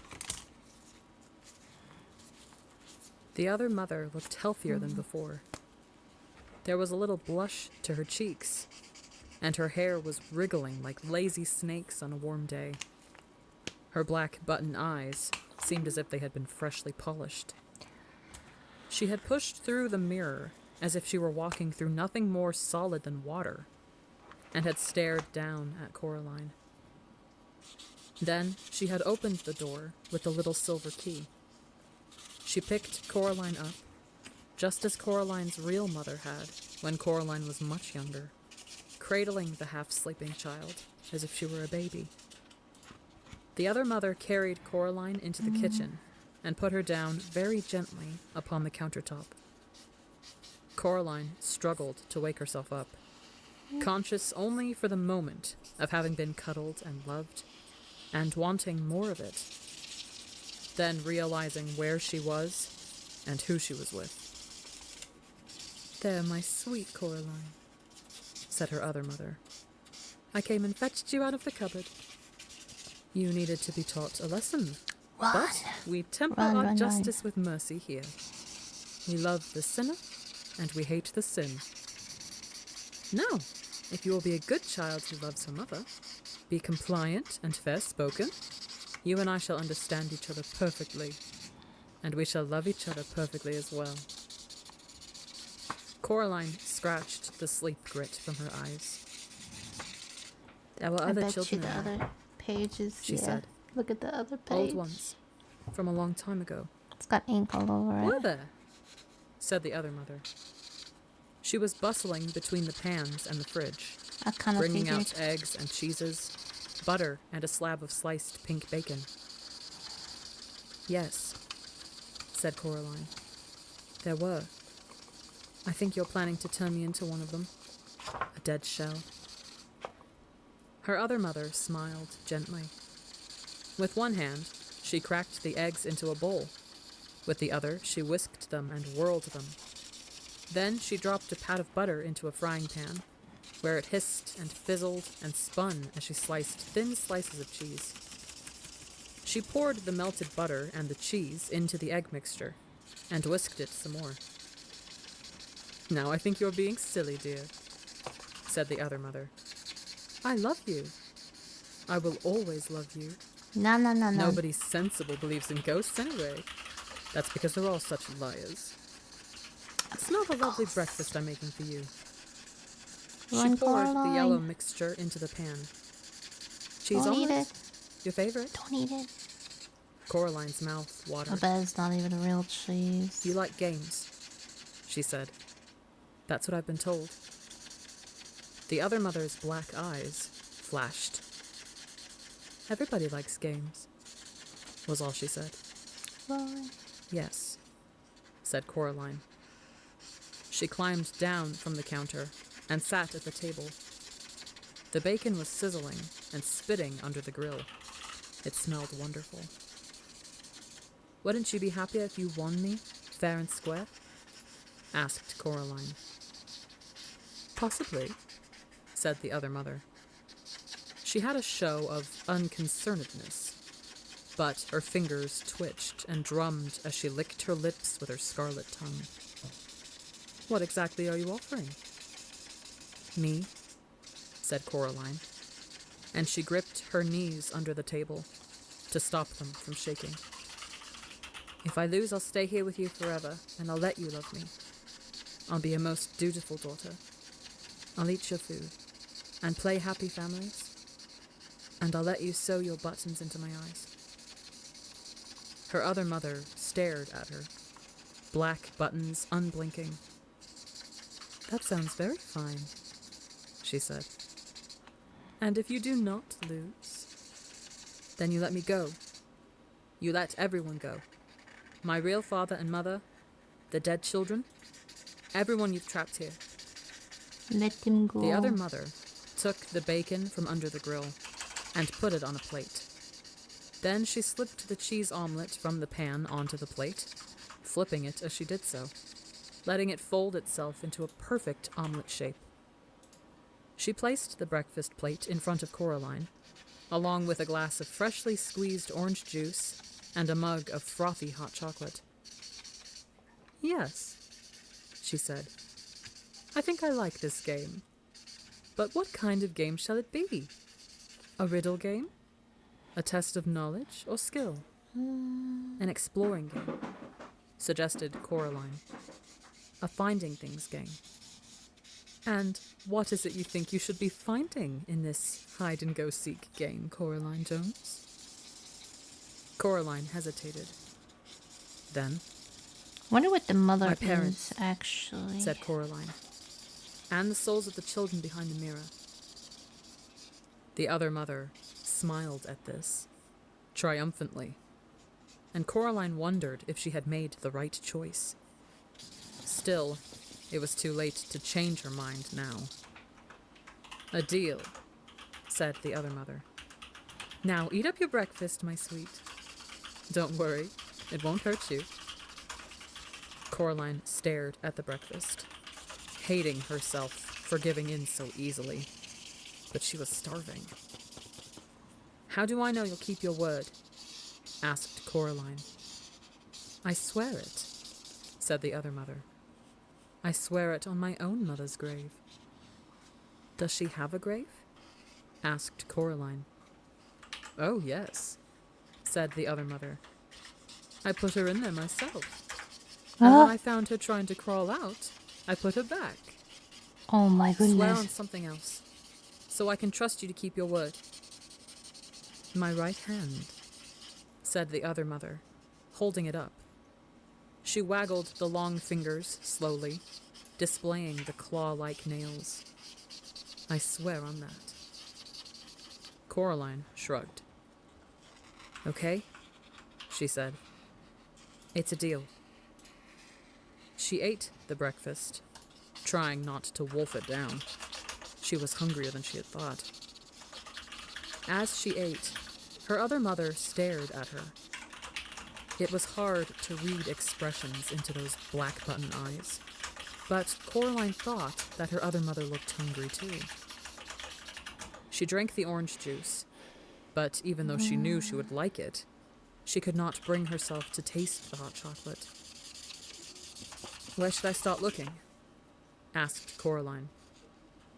Where you wish, said her other mother, as if she did not care at all. Coraline looked at her, and Coraline thought hard. There was no point, she decided, in exploring the garden and the grounds. They didn't exist. They weren't real. There was no abandoned tennis court in the other mother's world. No bottomless well. All that was real was the house itself. She looked around the kitchen. She opened the oven, peered into the freezer, poked into the salad compartment of the fridge. The other mother followed her about, looking at Coraline with a smirk always hovering at the edge of her lips. How big are souls anyway? Asked Coraline. The other mother sat down at the kitchen table and leaned back against the wall, saying nothing. She picked at her teeth with a long, crimson-varnished fingernail. Then she tapped the finger, gently, tap, tap, tap, against the polished black surface of her black button eyes. Fine, said Coraline. Don't tell me. I don't care. It doesn't matter if you help me or not. Everyone knows that a soul is the same size as a beach ball. She was hoping the other mother would say something like, nonsense, they're the size of ripe onions, or suitcases, or grandfather clocks. But the other mother simply smiled. Who didn't trap her? And the tap, tap, tapping of her fingernail against her eye was as steady and relentless as the drip of water droplets from the faucet into the sink. And then Coraline realized it was simply the noise of the water, and she was alone in the room. Coraline shivered. She preferred the other mother to have a location. If she were nowhere, then she could be anywhere. And after all, it is always easier to be afraid of something you cannot see. She put her hands into her pockets, and her fingers closed around the reassuring shape of the stone with the hole in it.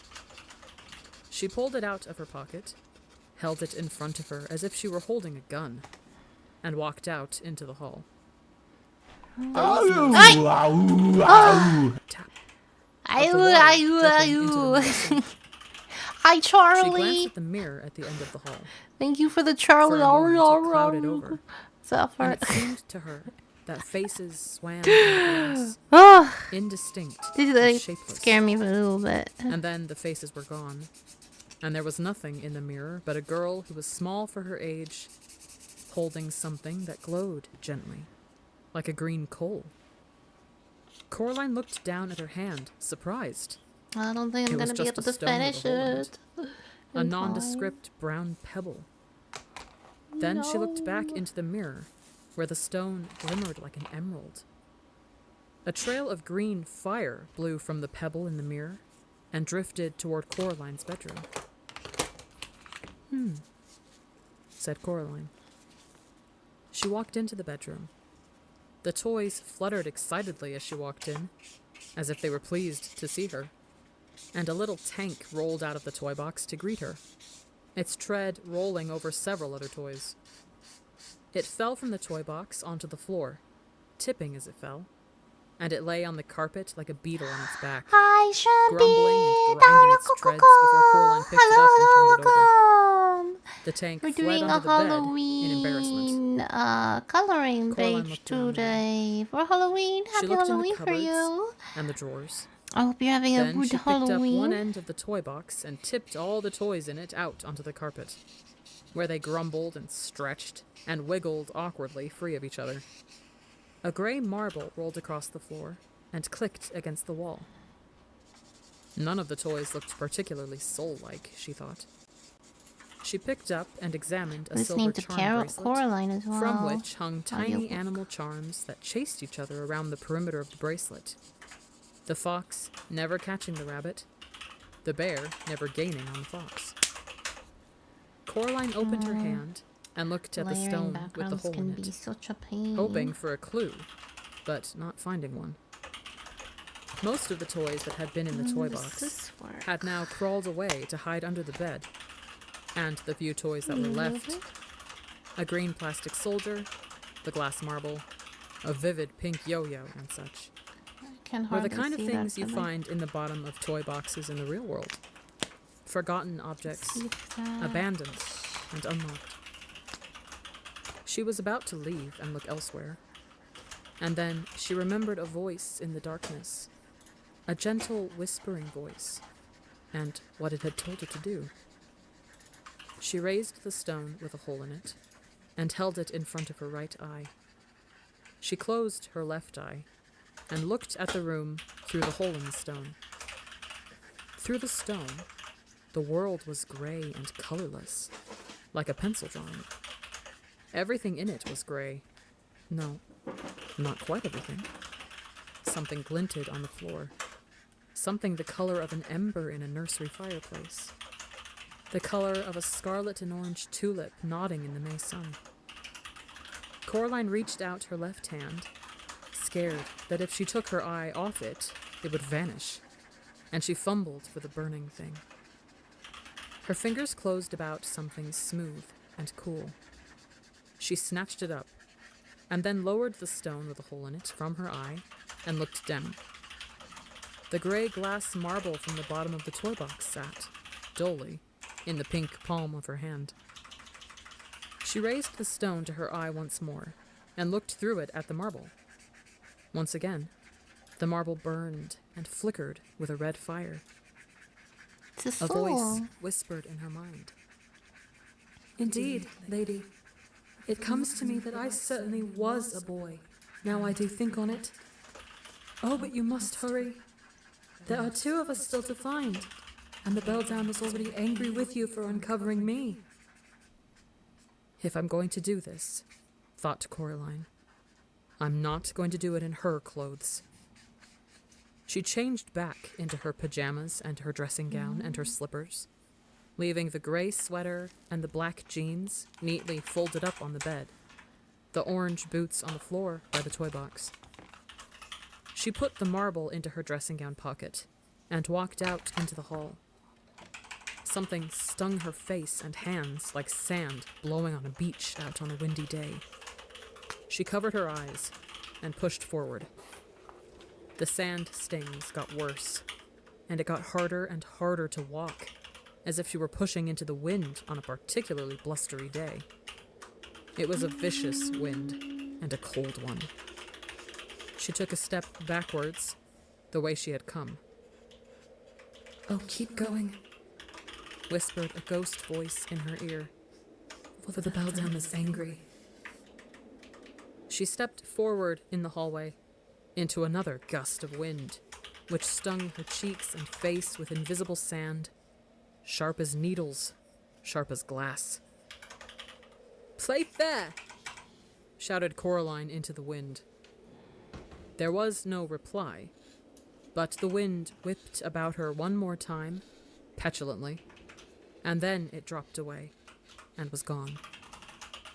As she passed the kitchen, Coraline could hear in the sudden silence the drip, drip of the water from the leaking tap. Or, perhaps, the other mother's long fingernails tapping impatiently against the table. Coraline resisted the urge to look. In a couple of strides, Yeah, the mother creature. she reached the front door, and she walked outside. Coraline went down the steps and around the house until she reached the other Miss Spink and Miss Forcible's flat. The lamps around the door were flickering on and off almost randomly now, spelling out no words that Coraline could understand. The door was closed. She was afraid it was locked, and she pushed on it with all her strength. First it stuck, then suddenly it gave, and with a jerk, Coraline stumbled into the dark room beyond.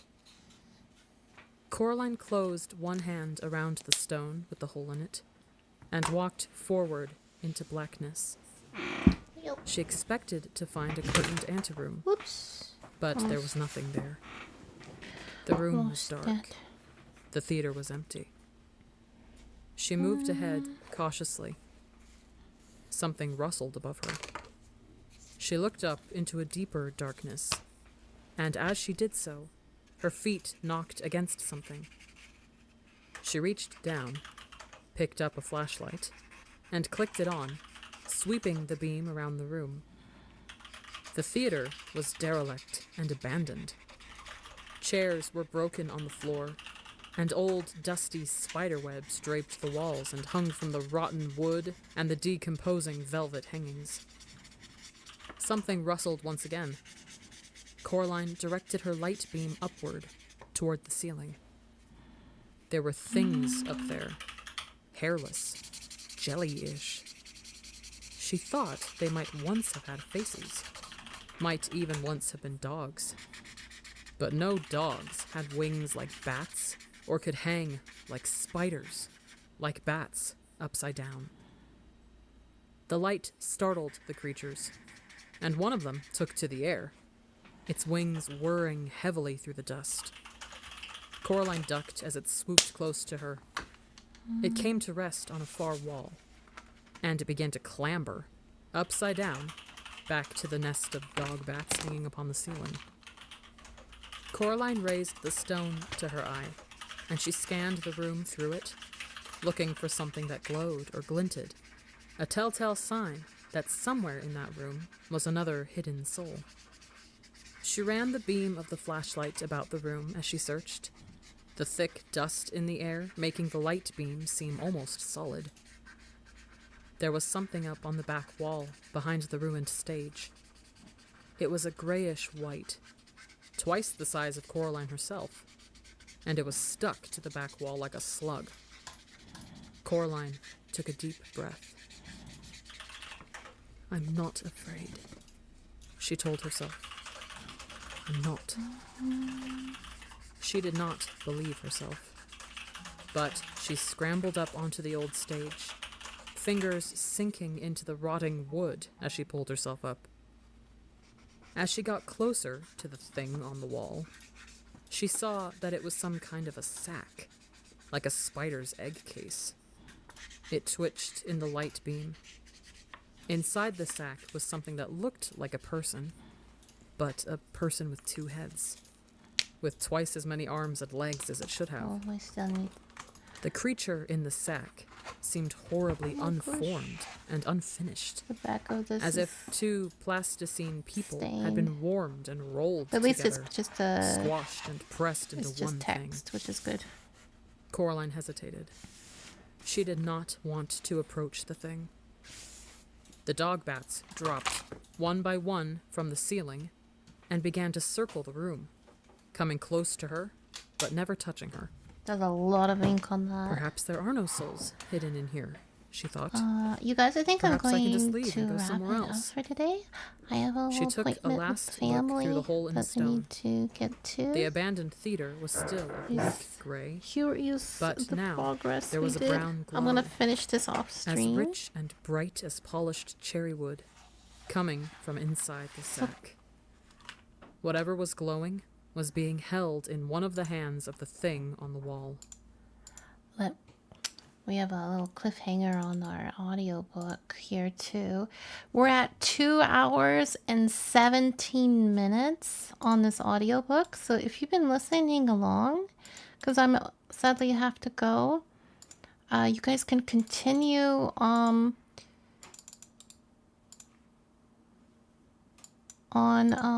your own. Let me paste that into chat. Oops. Should be good. Copy.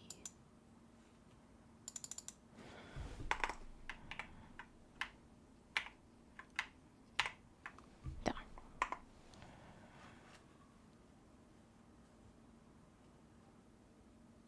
Is it? Yeah, it should work. So the podcast is by Neil. Oh wait, no, sorry. The book is by Neil Gaiman. It's called Coraline. Podcast is by Passering Podcast. And you can finish the rest there.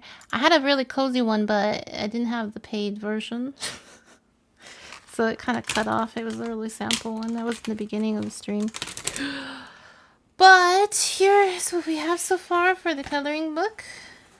Let me pull that away. I'm gonna have to finish this off stream. Here is coloring book so far. My coloring. It's like a little light bulb with like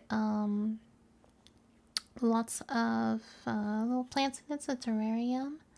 You know, the fish coming out. And I thought maybe like making everything. My idea was making everything like really dark, and then you have like the light in the middle because he has a little wand, and I wanted it to be like him brightening it up with a bunch of fish and stuff. I'm gonna like really atmosphere it, but I'm gonna have to make this so dark here, so it's gonna take a while to build up all that color. This is the book, the coloring book that I am using. It's a spooky coloring book by Sarah Sezik. If you guys are interested in this book, it's cool. Yeah, there's lots of other cute little drawings in there. I hope I can finish this soon. So far, it's really fun to do. I'm using like really cheap markers. They're like, I think these were like, for 50 of them, they were like $15 or something. It was really cheap, so the colors aren't as vibrant. I do have a couple Copics, but not many anymore. I used to have a whole bunch. But I might just use some colored pencils and kind of like brush it up later. But yeah. Whoop, there's my mouse. Let's go into the library. Hello. I hope you guys are having a good Halloween. Or little. There we go. Hope you guys are having a lovely Halloween. And you were enjoying the audiobook. 2 hours and 17 minutes is where we stopped, if you guys need to know. And yeah, I'm having a blast with it. What? Hold on a second. So let us go and give somebody a raid. Looks like Mi-chan is streaming right now. We haven't raided Mi-chan in a while. That would be lovely to raid them out. Let me do that real quick. If you guys haven't, please join our Discord. We have a lovely community, and we would love for you to join in and chat with us. Yeah. There's our Discord. I'm gonna copy the raid message. Twitch chat, please copy the raid message above. We are gonna go raid Mi-chan. Yeah. Mi-chan VT, and they are doing just chatting. Chan VT. Alright, you guys raid up. I hope you guys have a lovely Halloween. Happy Halloween to every dust bunny out there.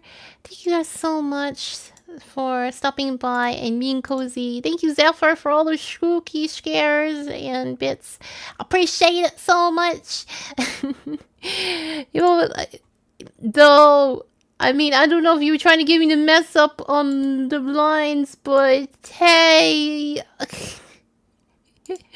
And well, you did get spooked. I did get spooked. So yeah, copy above, and yeah, let me do spooky music for you guys. Da-da-da.